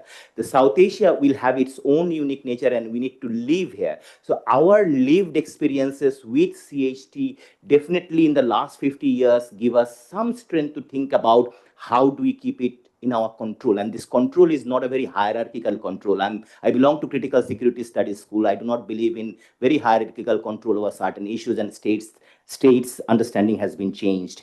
So I'll stop here for any other, but the one point, just one point on V, and I fully endorse what Professor Ashraf has said, because unfortunately, with a quick discontinuity in the internal governance, we see some narrative changes. For example, one significant changes in the narrative has happened in the areas of violent extremism. There are severe problems in the way how this has been dealt in the last 2 decades or whatever. But what we learn from here, can we totally deny a certain issue which is a crisis, which is a security crisis? And this is just not because that it is internally woven from our own kind of organic crisis. It's transnationally connected, and Bangladesh is so connected that we cannot really deny the threats of whether it is homegrown radicalization or it is transnationally influenced. So I think we need a whole of society approach, including everyone, to deal issues like extremism of any sort. Thank you so much. Thank you. Thank you, Professor Niloy. General Akbar. Thank you very much. I am Major General Retired First Delay Akbar. I believe strongly that we, as a Bangladeshi, we fail to understand our own strength. And unless we know our strength, all these topics are bookish and will not be able to really create a strategy. And because of lack of understanding of our strengths, there are certain misconceptions that prevails in our society, even amongst the intelligentsia. The 3 misconceptions that I would like to highlight. First, we are a small country. We are not. We are the 8th largest country in terms of population. Second, we have a poor economy. No, we don't have a poor economy. Our economy is much better than Pakistan. Our defense is like tinderbox, and see what the Pakistans have demonstrated. So second misconception. The third, we are encircled by India all around. So we have to behave like a pilot fish and go along with the whale or the shark. I totally discount that. Because if India is the human body, we are the stomach within the India. If the stomach is bad, the whole body is also will suffer. So my question to the panelist, how best you suggest we come out of these misconceptions to unite the country and to understand our strength? Thank you. Thank you. I don't want to monopolize here. Let me go, yes, sir, you, and then one at the back. I'll come. Thank you very much, sir. I'm Dr. Zahid. I'm a visiting research fellow at the Department of Politics and International Relations, University of Reading. I'm also a registrar of a university here in Bangladesh. And I hear a lot of talks about the Gen Zs. Apparently, I'm also in touch with some, around 15,000 of them. So basically, what I'm going to pick up is something the moderator has alluded to in the beginning about the strategic culture. And I'll not rely on the past experience, which rightfully so, as the chair has highlighted, of Ramgor, but probably try and position one argument of the present time on which we can really act. And this is inspired by same school of thought, as I'm a constructivist like Professor Niloy, a critical school of thought, which basically says when the world wants you to conform, the real job of the researcher is to pick up the nuances. One of the nuances I present to you, we have signed an international instrument recently, which is called Convention of Enforced Disappearance. It came into effect a long time back. There are 19 instruments of international human rights treaties. We are one of the countries which has signed most of them in this region. But we did not sign this one. No political government, Awami League or BNP, didn't sign this one. But the government, this government wanted to sign it. Not only our neighbors, not neighbors, the big powers, including Singapore, did not sign. Now we are talking about a culture of a strategic culture. Where did this decision come from? I'm not saying signing it is wrong. I'm saying the decision making, have we analyzed the implication of this into our strategic autonomy, that the very thing that we are talking about? Have we analyzed what it is going to bring in our society, in our governance, and how this will impact in the day-to-day governance of this country? This raises a very important question, because we see the Human Rights Commission Chairman Volker Turk picking up phone and claiming that he has called to somebody, whereas he's supposed to call the political leaders. And there is also Damascus Cloud, there's always an argument that whether we'll be participating in the peacekeeping mission or not. Could you just shorten? So the point here is there a cognitive dissonance in the current strategic culture of this interim government, in which we are increasingly getting aligned to surrender to international instrument instead of developing, as a previous speaker said, something of a strategic culture which is inherently strong, strengthened by our own values, our own narratives, on our own need. Thank you.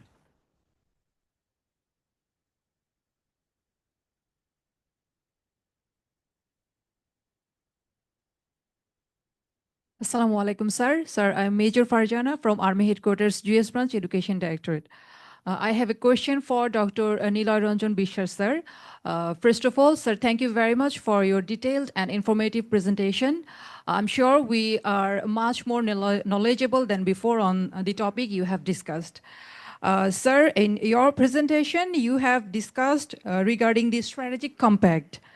So you have highlighted that need for long-term security vision. My question is related to security vision and repatriation of Rohingya. Sir, as we are well aware that Myanmar has recently signaled limited eligibility for returns of Rohingya, but a large proportion are still unsecured there. And also the human rights agencies, they have also warned that return under current conditions or situations will be unsafe for the Rohingya. At the same time, Bangladesh is under huge humanitarian and funding pressure. Sir, at this backdrop, my question is, how can Bangladesh formulate a comprehensive security vision that ensures safe repatriation of the Rohingya while balancing national security and regional diplomacy? Thank you very much, sir. Thank you very much. We have to go for the last set. Here, 1 second, and Admiral three. Okay, yes, sir. We'll take 2 sets. So sorry for that, but we are running against time. Thank you very much, sir, for the opportunity. I will be brief, and my question is aimed at all the three panelists because all of them have spoken on the subject. This is about the Only for the question because we are Yes, sir. running. Yes, sir. They all three of the panelists. By the way, I'm Air Vice Marshal Bashar, retired. The misinformation and disinformation campaign, which is definitely a very strong threat, but they have none of them have identified what to do about it. Second thing is the Gen Z factor. This is very much prominent these days. It was in Sri Lanka, it came to Bangladesh, it went to Nepal, then Madagascar, and then to Lima, Peru. We're not in the world. How do we view it? Is that a stabilizing factor or it is a destabilizing factor? What to do about it? Do we know what attracts the Gen Z or what agitates them? How the government can address this? Thank you. Thank you. Thank you, sir. So thank you very much, sir. Assalamu alaikum, sir. I'm Air Commodore Mushtaq, sir. Sir, I just want to hit the issue of one of the most vibrant regional geopolitical tensions related between India and Pakistan, and where I found the seminar has little unmentioned issue of the role of air warfare strategy, which has resolved the definitions back in the landscape in regards not only this post-Pahalgam, but also in the post-Pulwama we have seen.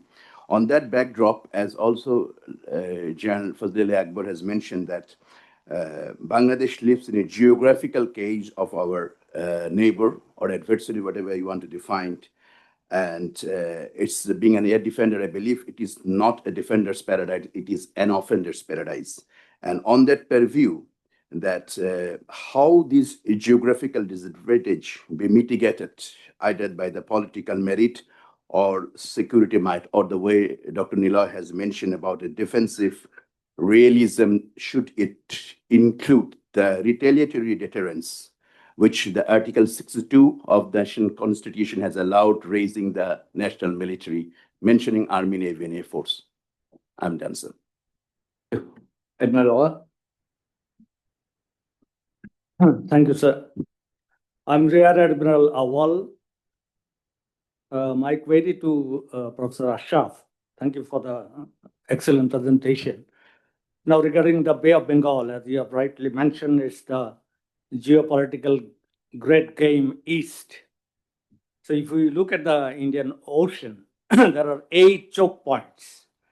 Now, 3 are major: Persian Gulf, the Strait of Hormuz, Bab el Mandab, and Malacca. Now, we are affected by Malacca, the great game here. Now, if you look at the thing, our foreign policy doesn't have a major emphasis on how to deal with the Bay of Bengal. Professor Mahmood Yunus, our chief advisor, he did mention earlier also in his private capacity about the geoeconomics of the region, about the landlocked countries and how Bangladesh can be, conduit for that.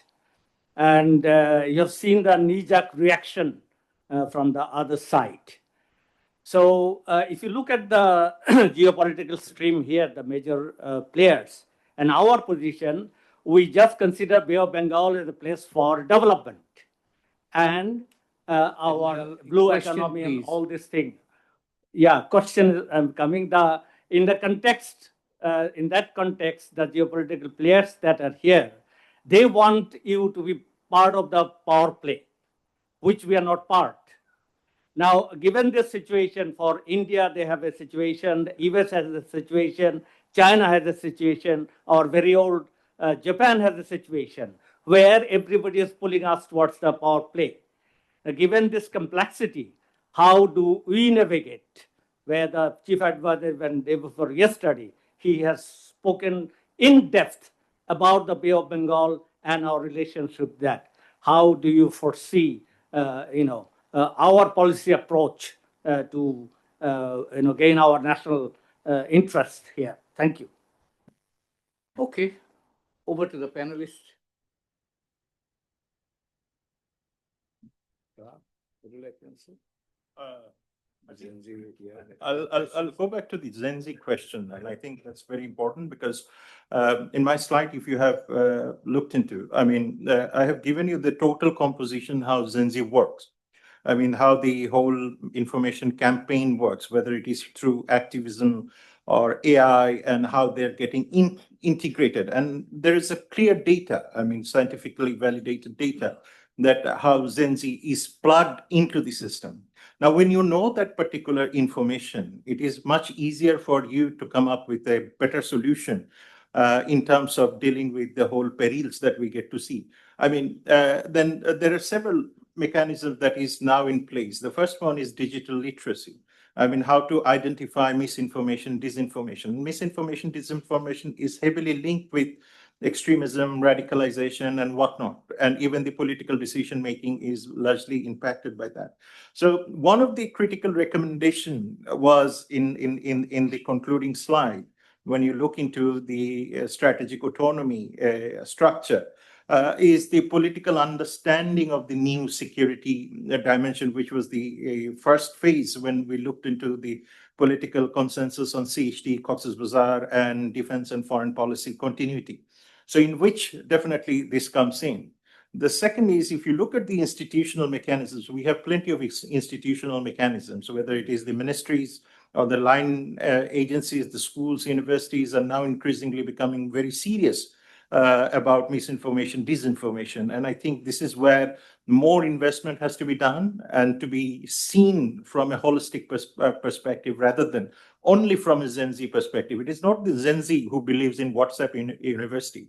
It is also the earlier generation who believes in the same misinformation, disinformation campaigns too. And I think that is one important issue. And I think one of the critical issue when it came to Air Force modernization. And I think if you had looked into properly, if you had looked into the strategic roadmap, where essential idea is that how do we build on our existing capabilities and defense modernization? And one of the critical factor is to improve the air defense system along with the territorial defense. So in which there are two components came up: indigenization of your own capacity, whether it is through air defense, electronic warfare ecosystem, or perhaps are you going for a new doctrinal changes? So unless you address these issues fundamentally, I don't think that we will be able to create a defense system which is independent and which has the autonomy of choosing options. So. Okay, thank you. Thank you very much, all three panelists. I really express my gratitude and like to thank you for making excellent presentation. Now, I have few minutes to make comments. I think it was such a rich and exciting discussion. So I don't know where to start and how to end, but just to give you my very personal perspective, hearing and learning from all the three experts. Last questions are not responded by. Oh, you want to go ahead? I'm sorry. General comments on all the questions they asked because it involves chief advisor's office. Oh, okay, fine, thank you. Okay, thank you, Chair. We understand we have time constraints. I'll take one which is directly addressed to me, Major Farjana. Thank you for the question. First of all, I think strategic compact, the reason why I picked the term, because I understand the complexities of having a national security policy. And sometimes there is a desire that we have it written, but I also believe that not having a written national security policy is also good. Ad hocism has its own positive points. But the specific point that you have mentioned, that how do we address the Rohingya issue. Now, if you look at the global refugee protection discourse in the last 30 years plus, particularly post-90s, repatriation is a very difficult issue. You could probably do a very interesting quantitative comparative analysis and see in most of the cases. We had our cases when Rohingyas went back as well. Like that was a different time period. That the entire global political dynamics is completely different. But if you look at whether it is the Syrian refugees, Afghan refugees, and many others, and particularly after post-Cold War era, for obviously the geopolitical region, reason, repatriation has been a difficult choice. Now, how the global protection mechanism, including IOM, UNHCR, and other agencies, what they have adopted to? They have adopted to either the host community reintegration or the third country resettlement. And the dilemma that we have with the Western world, where less than 25%, one-fourth of the refugees leave, they consider by securitizing the entire issue as that refugees are the insecurity risk in most of the cases. But the reality is that three-fourths of the refugees are actually living in the global south. We are taking the responsibility because usually the displacement, when it happens, they go to their neighborhood. So that's the global protection regime dilemma. Now, to come to your answer, I think we need to constantly keep pressuring the international community that this is not a Bangladesh-Myanmar issue. And if it stays here and creates security risk, of course, we have to react in its own course. So we need to design that compact to deal with these issues that maybe repatriation will take place, but it is still the first priority, and we are not doing it unilaterally. It is the Global Compact of Refugees, GCR, that is formed by the United Nations based on 1951 Convention and the Stateless Convention, where repatriation is the first option, which is not properly exhausted in the case of Bangladesh and Myanmar, in particularly Rohingya issue. So we need to constantly keep pushing the international community to do their task first. Thank you so much. Ashraf? To address the question from Admiral Awal, I think the question is how can Bangladesh have a maritime strategy to be more precise, right? That's the question. And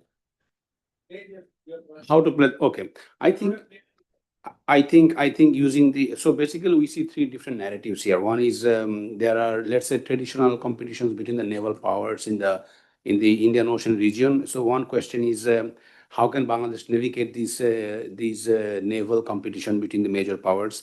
Possibly will be an innocent bystander of the major powers naval competition.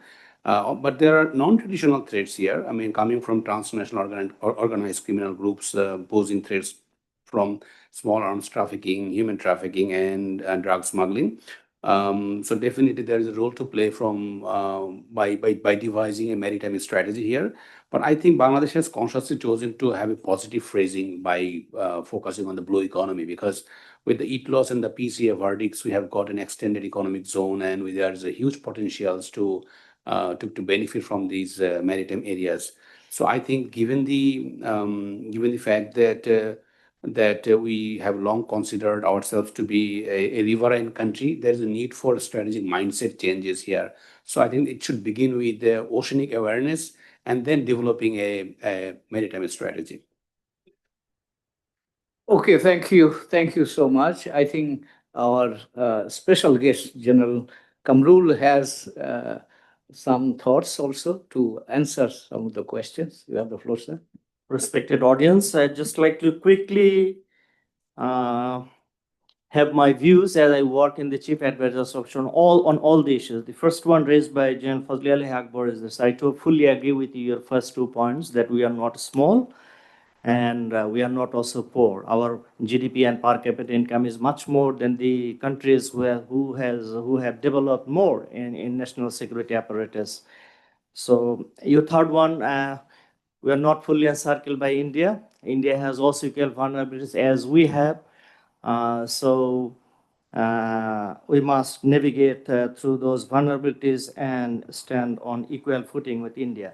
The second one, the strategic culture, while formally strategic culture, by someone hinted at the signing of the international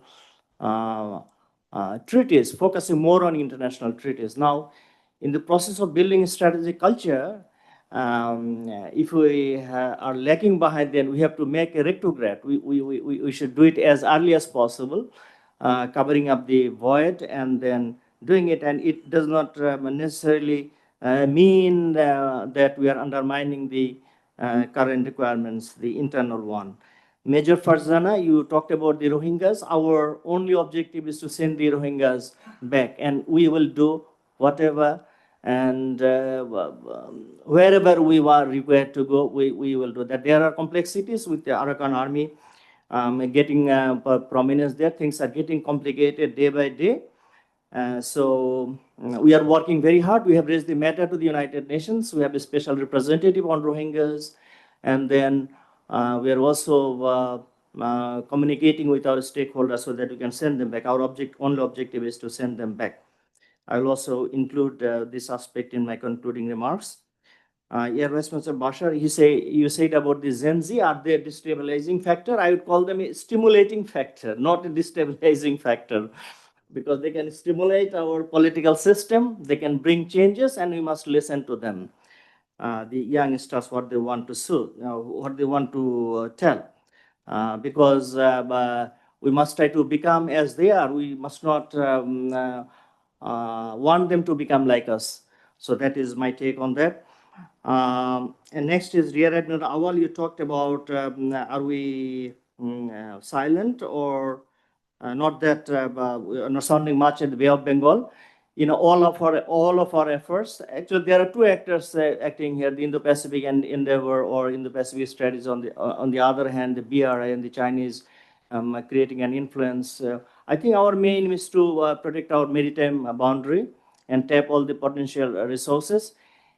I asked the major stakeholders, you give us the abilities, then we can tilt our opinion to someone else's favor. And then we can clearly state our stance. I think that time has not yet come, but I think we are working and we're thinking on that. Thank you, sir. Okay, thank Sir, you. I will take just 30 seconds just to express one of my very serious concern on the Rohingya issue. The point was, yesterday we had an interaction with the international group, and they were telling, I point blank asked him, okay, suppose we think 10 years from now, will the Rohingyas be gone? And he said 10 years is a too positive term for 1 million refugees to go back. He was rather suggesting that we make them somehow, allow them for business, allow them for SIM card, allow them for educational activities. How do you translate all these suggestions? Okay, Thank you. Thank you very much. I wish we had more time, but after so much of, I would say, discussion, good presentations, and I will try to reduce my time because we are already exceeding. I want to look at this issue having heard, being enriched by the very stimulating discussion. Let's look at what we can control. What is in our control? I think that should be where our focus, maximum focus, should go. And here comes the issue of political consensus on very important strategic issues. For example, what is our worldview? How do we look at ourselves? How do we look at our neighborhood? How do we look at the world? And that encompasses everything: our neighbors, extended neighbors, maritime, our friends who are far away, but they are partners. So we have to have a look at ourselves. How do we can control our own affairs? And that should be the starting point, regardless of whatever we talk about, neighborhood or extended neighborhood or the international environment. We will not be able to play a role if we are not really a cohesive factor within ourselves. One of the challenges that I have found during my career, the major problem is our internal actors go and, I would say, stimulate the external factors to get involved in the country. If we don't stop that, everybody will take a chance. And then our security, our independence, our sovereignty, everything could be challenged. So the first thing where we can control, exercise some control, should be managing our domestic front. And their strategic culture comes into picture, or worldview comes into picture, and also mentioned about challenges from global level to our citizens level. Everything can be covered by our this is, I would say, our managing our domestic part. The second one is where we can manage things. I mean, there I would look at managing our relationship with our neighbors, our extended neighbors. And here we have to understand our strength and weakness both, and cost benefit analysis, for example. My humble view is that, I mean, we don't need to be ambitious, but at the same time, as has been mentioned, we don't need to be unnecessarily defeatist as well. We must have an objective assessment of what we can do and what we cannot do. And here, I think there are issues discussed here. So I think in terms of management, we have to have our, I think here they have already discussion has come that hedging or managing our autonomy of decision making should be retained, and that should be prioritized. And it should be based on our national interest, what serves our interest, and we must maintain relationship based on our interest, and all relationships will not be equal. So we would, and it has also been referred that we should be friendly to all countries. If they choose to not to be friends, it's their business. But on our own, we don't need to be unfriendly. We want to maintain friendship. That's our disposition, our position in terms of our management of our relationship with the outside world. So anybody can be unhappy, anybody, they may not like it. But from our side, because our interest is closely linked with the outside world. If we look at our economy, if we look at our, social relationship, everything is connected. So we have to be mindful of the fact that we cannot ignore our relationship with the outside world. And here comes the third one, support from our partners. That's very important. We should not, we can talk about many things, but even today, at this point, 35% of our ADP is implemented through our support from outside friends, outside partners. Our budget support comes from them as well. So we have to be mindful of what are the issues that we have to deal with our partners. Some question has been raised about that, what should we do or not do? Our culture doesn't mean it's independent culture. Because we are interconnected, because we are living in an interdependent global environment, our relationship with our partners should also be factored in, keeping in mind our priorities. And today, our priorities, it has been mentioned, our priorities are also evolving, narratives are evolving. Our society 2 years back and today, we are different. Our new generation is viewing the world, the country itself, and the world from a very different perspectives. So why should we constrain by our past views or past mindset?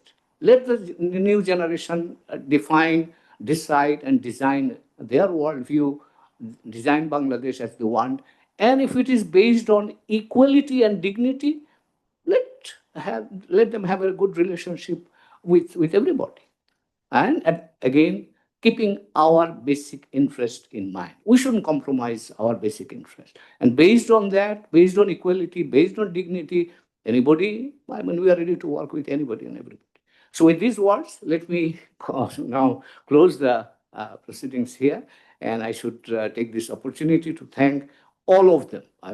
Professor Ashraf, Ali Ashraf, Professor Niloy Ranjan Biswas, and also Professor Shahab Anam for excellent presentation, very thought-provoking presentation.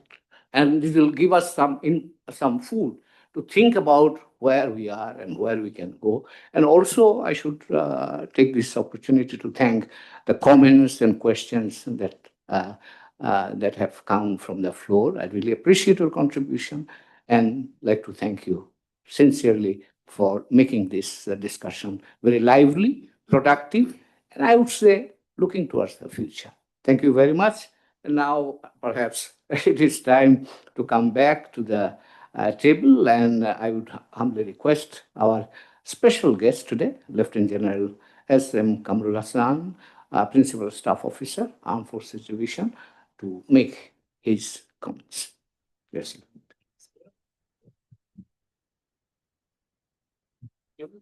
It's your choice.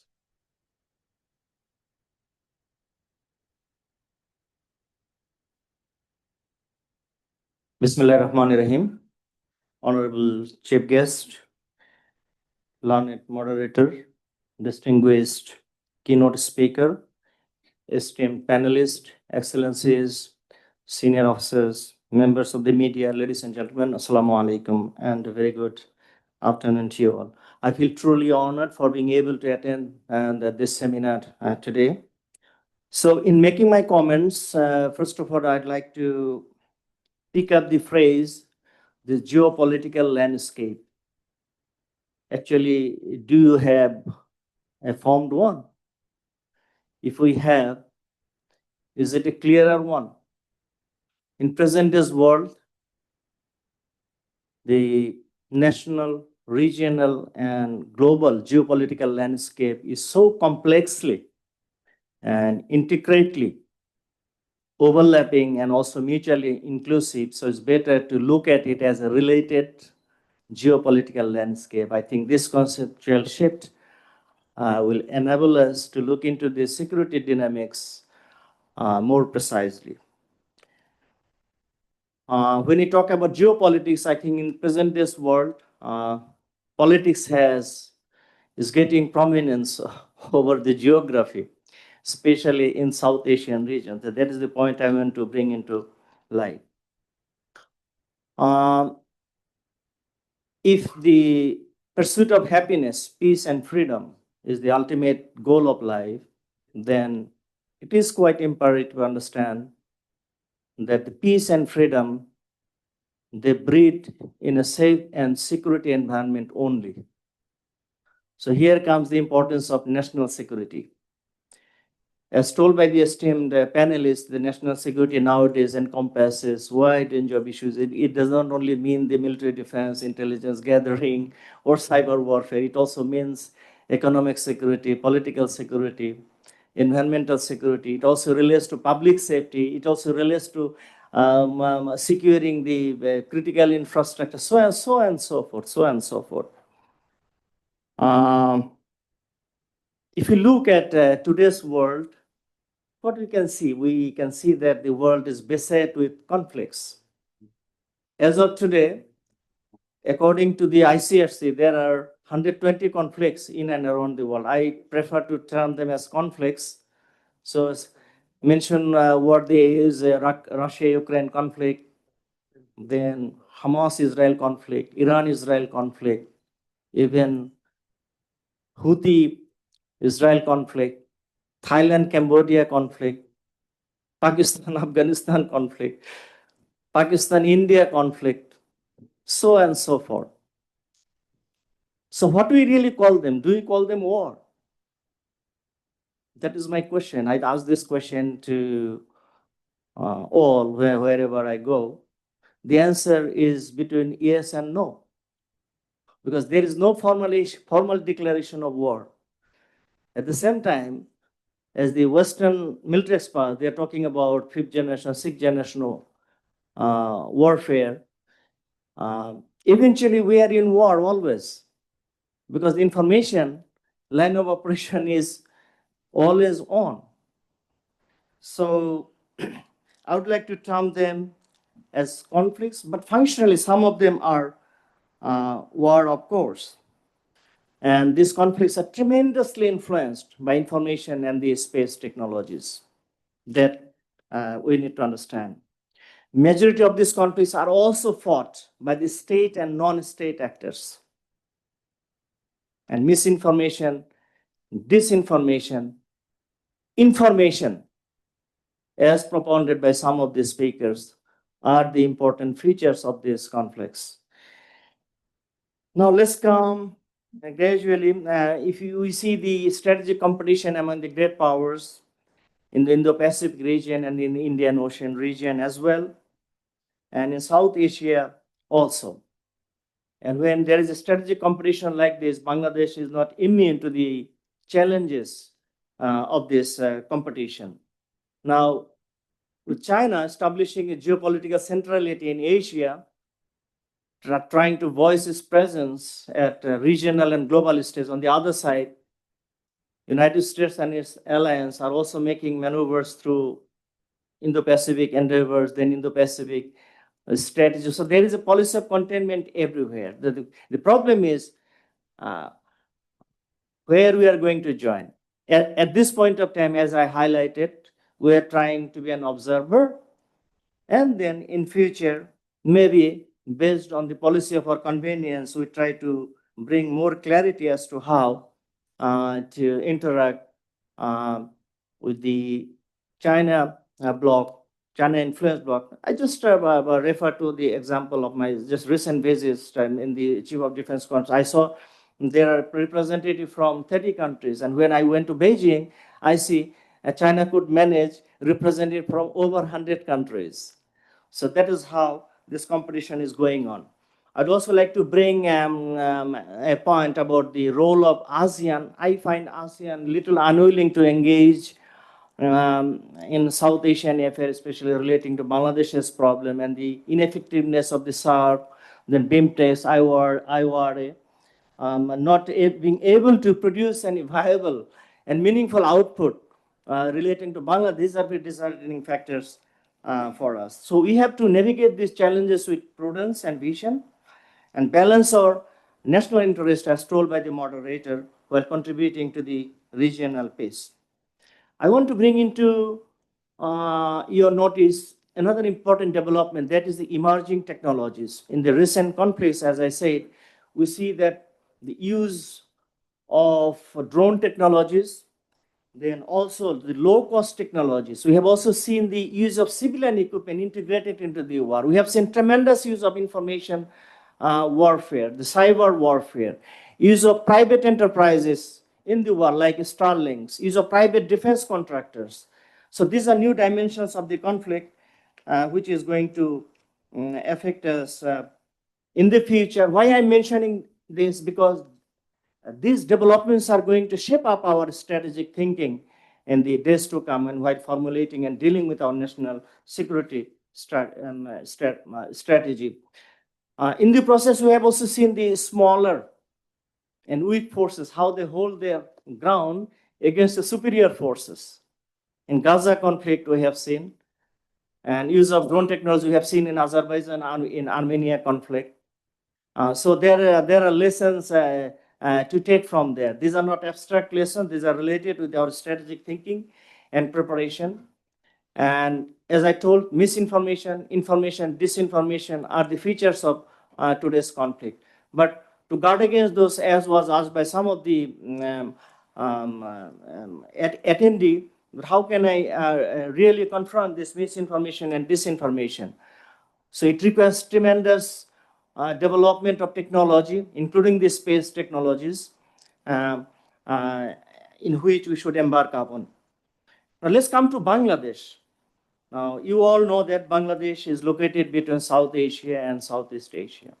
This is a country also surrounded by the countries of different faith. So that is also an important matter. We have tough neighborhoods, both the big and the small ones, with whom we have to deal in the days to come on equal footing. Many times, many of the security analysts or geopolitical analysts, they say that our location is strategically very important, but this location can quickly transform from being an asset to a liability if we cannot navigate through this landscape based on our national interest and prudence. About our neighbor India and Pakistan, we have seen how two nuclear armed states can quickly engage into conflict. We have seen the role of indigenous industries. We have also seen a little bit about the competition between Western technology and Chinese technology. We have also seen the use of non-military pacts to create pressure on the opponent. So these are significant development, I think, related to our national security imperatives in the days to come. Now, Myanmar. I think Myanmar has posed the greatest problem for us since our independence. And as I told, that the situation is getting complicated day by day. While our objectives solely remains to send them back, but the development inside Myanmar, I think their internal conflict is not going, is going in the middle of nowhere. It's not going anywhere.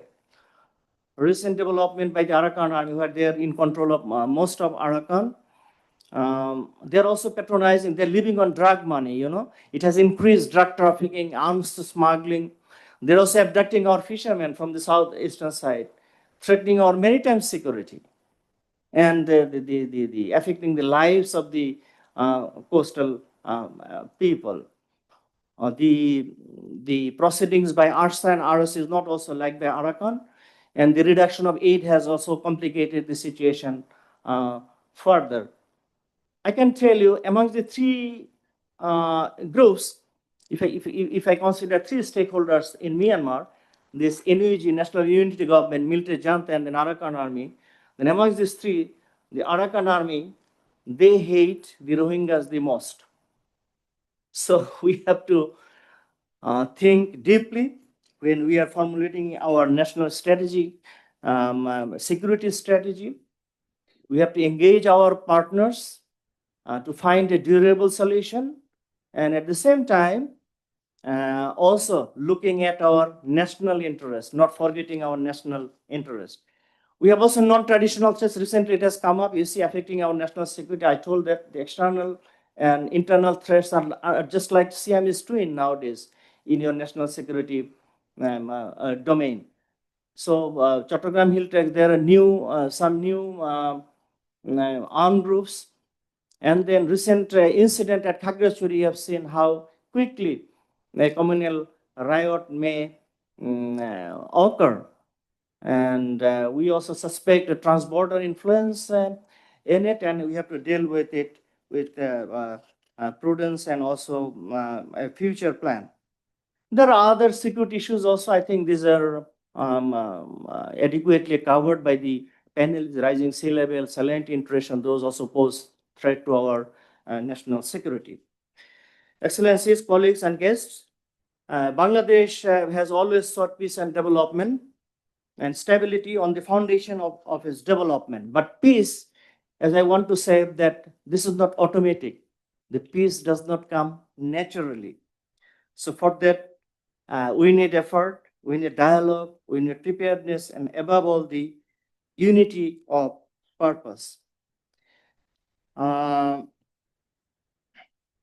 want to say one very important thing, the important part of my lecture. I think in the days to come, we want to we should bring more clarity in our national security strategy, in our foreign policy, and also in our military diplomacy and partnership building.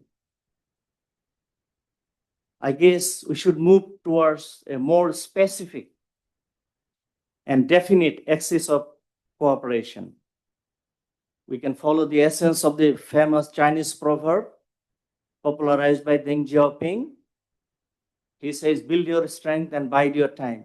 So you can do that first intangibly and then tangibly. For national security, also at times there's a requirement of making a compromise while we balance the security and development requirements. As was highlighted by General Fazlul Elahi Akbar, that we are a country with kind of GDP and per capita income. There are countries who have less GDP and per capita income, but way ahead in national security apparatus than that of us. In my layman calculation, I think they are ahead of us by 25 to 30 years. So if they can, why can't they? The money is not the problem. So there is a need for a strong political will, which I am emphasizing in today's seminar. I also strongly subscribe the idea of civilian governance and control over the civilian and military bureaucracy. It is very important for national security strategy and to have a clear national security strategy. August gathering, all these things, this development, it puts immense pressure or demands on our armed forces and the National Institute, and I'm quite sure that Bangladesh Armed Forces, they're quite capable of doing that. In doing so, we must endeavor to strengthen our indigenous defense industries and then start building self-reliance on technologies like AI, robotics, human-machine teaming, space technologies, all these things. Our starting can be humble, but I think it will show us a way for getting to the point where we want to go. Sorry, I'm getting a little bit longer as I don't get chance always to talk. On behalf, I will end very soon, but before that, on behalf of all ranks of the Armed Forces Division, I'd like to extend my heartfelt appreciation and sincere thanks to the Director General, BIS, for the well-organized seminar. I think this collaboration between AFD and BIS represents the kind of synergy that we need and combines the rigorous academic analysis with the grounded insight from the practitioners like me. I also sincerely thank the esteemed moderator and speakers in fostering academic and strategic discourse, as well as their contribution in the seminar. And together we can generate ideas that can support both national policy and military planning.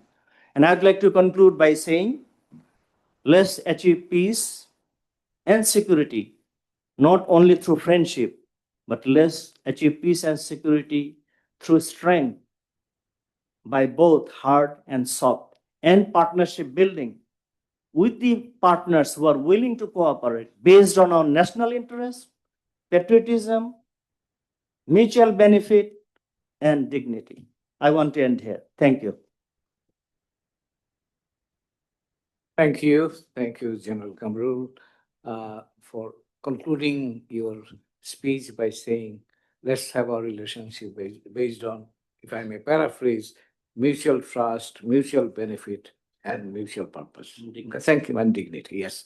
Thank you. And now let me invite our chief guest, Brigadier General Dr. M. Sakat Hussain, Honorable Minister for Ministry of Shipping, Mr. Advisor for Ministry of Shipping and Ministry of Labor and Employment. So you have the floor, sir. Thank you very much, Mr. Moderator. Thank you very much, BIS, for inviting me. I hope that you won't mind me sitting and talking because I think I'm the senior most among all of you in age, if not in anything. And I'm very proud of it, that I'm still kicking around. Thank you very much. I think I would like to congratulate BIS and the AFD for not only holding this very important seminar, but also making me very, very important, because for me, they probably postponed it for once or twice. And then I said, I have no assurance that it will be available to come today because it depends on the airline. And it exactly happened when I came from Shanghai, transiting through Hong Kong, and I was sitting in the aircraft, and then the announcement came that there's something gone wrong with the SCT, Chinese SCT, because they don't give clearance. So something has happened in their airspace. So we'll soon take off. When it passed 1 hour, I thought they might say, today's flight is cancelled, we'll go tomorrow. Then I have to again probably apologize that I'm here in Hong Kong, stuck, I cannot come. I landed in Dhaka about 2:30, went to my house about 3:30, and then I got up, and my wife pulled me out of the bed. She knew the commitments. So I'm extremely sorry if I'm not coherent. First of all, once again, it's a very important issue that we are talking about. And when I'm sitting here, I'm not representing the government, the interim government, I'm representing myself, because I've been part of BISS for long years. When all of you were in service, I was here. I was fortunate enough to formulate a few of areas when BISS invited me. Today I'm sitting on this table. I feel very uncomfortable. I should have been there to asking questions. First of all, let me give my thought. Where we are, the Bangladeshis, we're thinking in isolation of which we should, of our national policies. When we talk of geostrategy and we talk of geopolitics, all of you know what it is. It's a geography which dictates you what to do in national, in military, in any aspect of the world, in economy. And we are actually, if you look at these countries of ours, we're nothing but we're prisoners in the hand of the geography. Many of you must have read the book by Tim Marshall, which defines that how you become prisoner, but then how you play the best. I think General Akbar put three cardinal things for Bangladesh. I never think Bangladesh is a very small country with 160 million resident people. When I go to Middle East, just recently I was there in Labour conference, I was told that people of Bangladesh are rebuilding Middle East, which is true. And everywhere I went, I met these Bangladeshis. I went to a market, Arafah market, I believe in Dubai. It's a fruit and vegetable market. 75% of the shops are owned by Bangladeshi origin. And when I went there, they would not let me get out. And they won't allow me to even pay for the fruits I was buying. And they all contributed. Even the hierarchy of the Dubai national leaders or UAE national leaders, when I met many of them, they all said how Bangladesh is contributing in their development. I went to Qatar before I went to Shanghai. In Doha, I saw the the stadium they made for World Cup. And they all said that the minister said, it was not possible for us if the Bangladeshis were not there. You know, there's a stadium made by containers. And since the contribution of Bangladeshis, they wanted to give this free. But then our government calculated that free means it's not free. You have to carry them back. And that gets a lot of money. However, what I'm trying to say, we're not a small country. We're 160 million people. And not only that, look at the makeup of the people. 99%, if I saw 98%, is cohesive. There is no friction. There's no friction. We speak same. We eat same thing. We think same thing. Our culture is same. There's nothing, except the little part of the tribal people we have. So, except that, there's hardly any country in the subcontinent which is this kind of absolute people who think same thing, who eat same thing. If we want to go and burn somebody's house every day, everybody does it. There's no. So therefore, our politics is also like that. One cannot think that another party will come, will think out of the box. So what are we looking at? We have what a tremendous manpower. 60% of the manpower that we have, less than 40 years. 60%. Very few countries has this kind of integrated manpower. I'm talking about one single nationality, if I may call it so. 60% below 40. And they are running the country, not us. And therefore, when it comes to Gen Z, they come out with something else. I'm in fully contact with their senior leaders who are now trying to form a political government. Their thinking is absolutely different. They don't carry any burden of 1971. They don't carry any burden of the history. They want to see their country in a different manner. When somebody asked about whether people consulted with the other political parties or not, asking the World Human Right to come and establish, my dear sir, the political parties were there for 30, 40 years.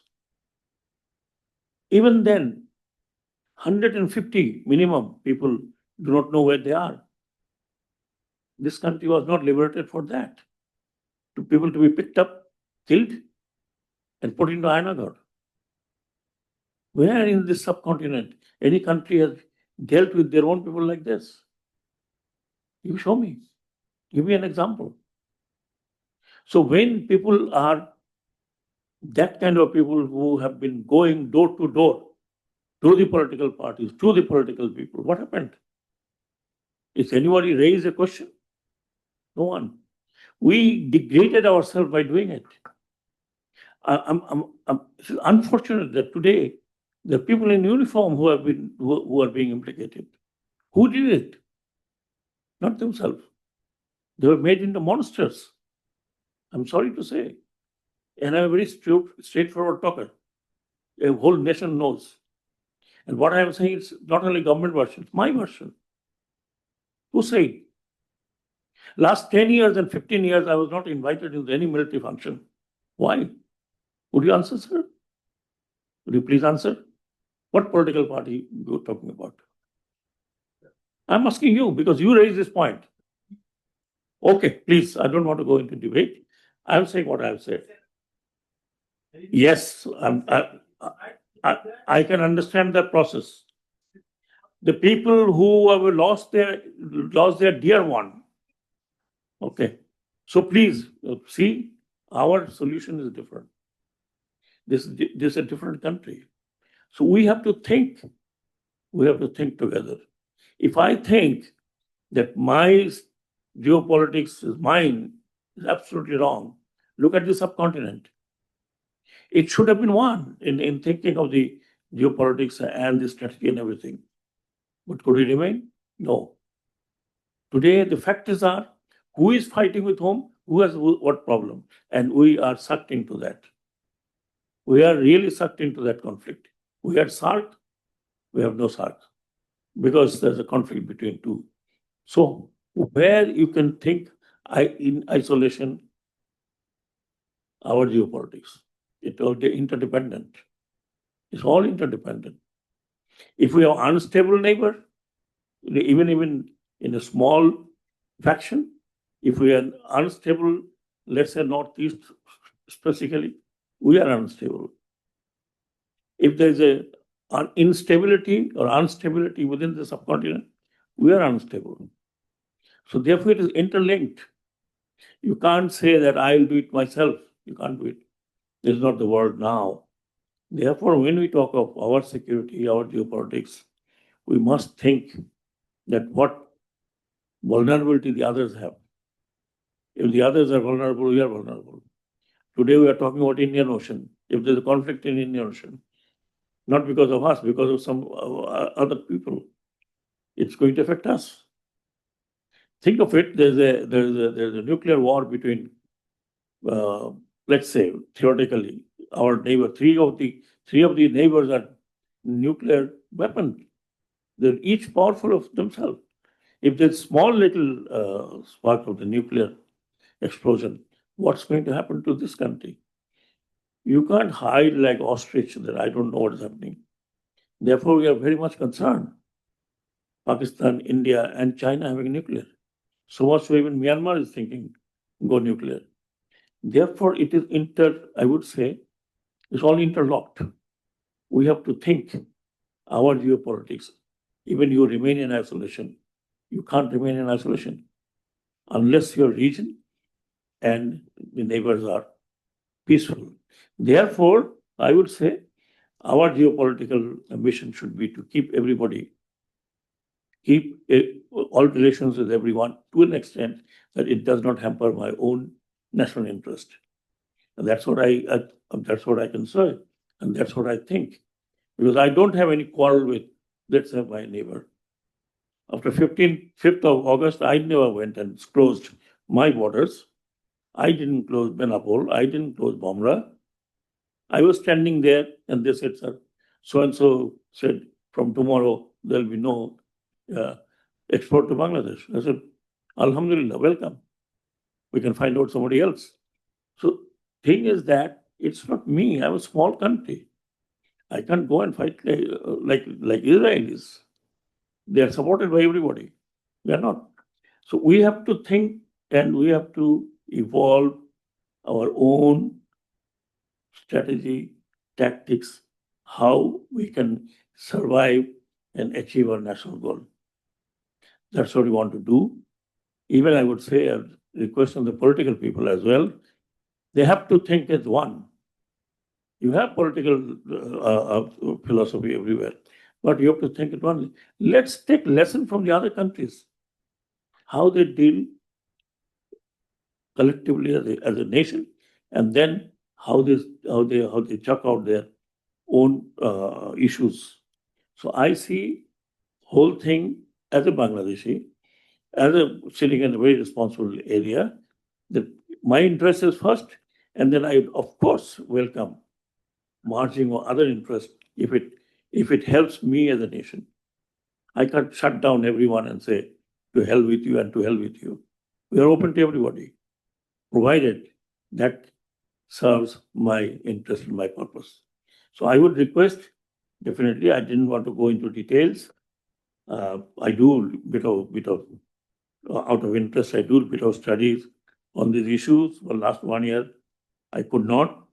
But one thing I would say that I'm learning a lot, particularly getting into the shipping ministry, which is very much connected to the geopolitics of the region.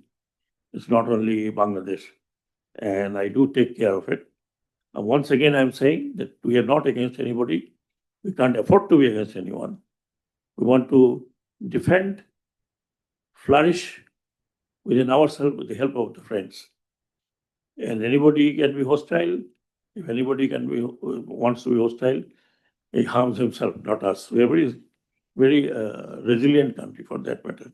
Lastly, one word I must say about the problem that we have, that the Rohingya issue, we handle very badly. Let us talk about. Let us see.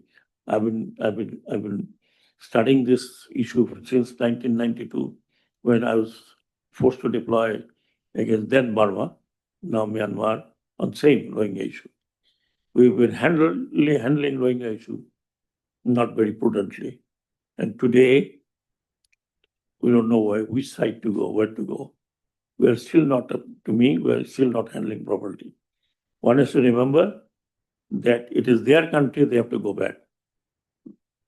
I mean, no way that we try to absorb saying that, 11 lakhs or 12 lakhs or 13 lakhs, nothing. This is happened nowhere in the world. Settling our third country, remember there's a racism. If you talk about Syrians, you are talking about a racist regime. So therefore, look at that also. Subcontinent people are at this moment very rare to be taken and on the third world. Maybe talent hunt is there, but not ordinary people. Therefore, we have to think and decide what to do with it. That remains it. The fact remains on the ground that Arakan army, whatever you may say, they are effective. You just cannot brush away like that, because they represent the local people of Rakhine. What you should do is they to think, not me, but we must take care, we must take notice of the present, and we must take notice of fact that the Myanmar or Rakhine is only one country which is the border, and that's Bangladesh. They need us, we need them. But in future, the dispensation is not going to be the same. You might find strange neighbor with you. Therefore, one has to prepare to deal with strange neighbor as well. Think it over. It's up to you. Thank you very much once again for inviting me. I'm very grateful to you. And I'm sorry, as I said, I was a little maybe non-coherent after so many hours of flight without much rest. And I'm no young man. But young in spirit, I can only tell you. Okay. Okay, thank you. Now, the vote of thanks, I go to General Iftekhar. Honorable Chief Guest, special guest, ladies and gentlemen, we are almost at the end of our today's seminar. At this point, it's my distinct honor and privilege to extend the vote of thanks on behalf of the organizers, Armed Forces Division and BIISS, to all who have been contributed to making this seminar a success.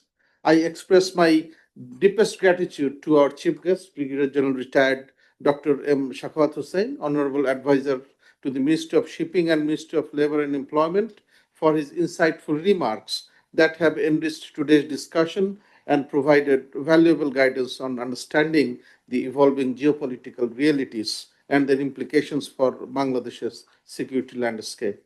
Our sincere appreciation also goes to our special guest, Lieutenant General S.M. Kamrul Hassan, BSP PhD, Principal Staff Officer, Armed Forces Division, for his thoughtful observations and encouragement to explore strategic foresight in shaping our national and regional security approaches. We are also deeply grateful to respected moderator, Ambassador Retired M. Humayun Kabir, keynote speaker, Professor Dr. A.S.M. Ali Ashraf, esteemed panelist, Professor Dr. Niloy Ranjan Bishwas, and Professor Dr. Shah Benam Khan for their scholarly analysis, which have greatly enhanced the depth and quality of today's deliberation. My special appreciation to the esteemed participants for your prudent interventions as well. Finally, as we conclude, let us carry forward the insights and ideas shared here today, working collectively to ensure that Bangladesh remains secure, resilient, and proactive in navigating the evolving national, regional geopolitical environment. And thank you all once again for your gracious presence and participation. Thank you, ladies and gentlemen. Thank you. Thank you very much. With that, I sign off. Now go back to the BIS authorities for further part of their proceedings. Thank you. Thank you, sir, and the whole panel. Ladies and gentlemen, at this point, we will now move on to the exchange of mementos and token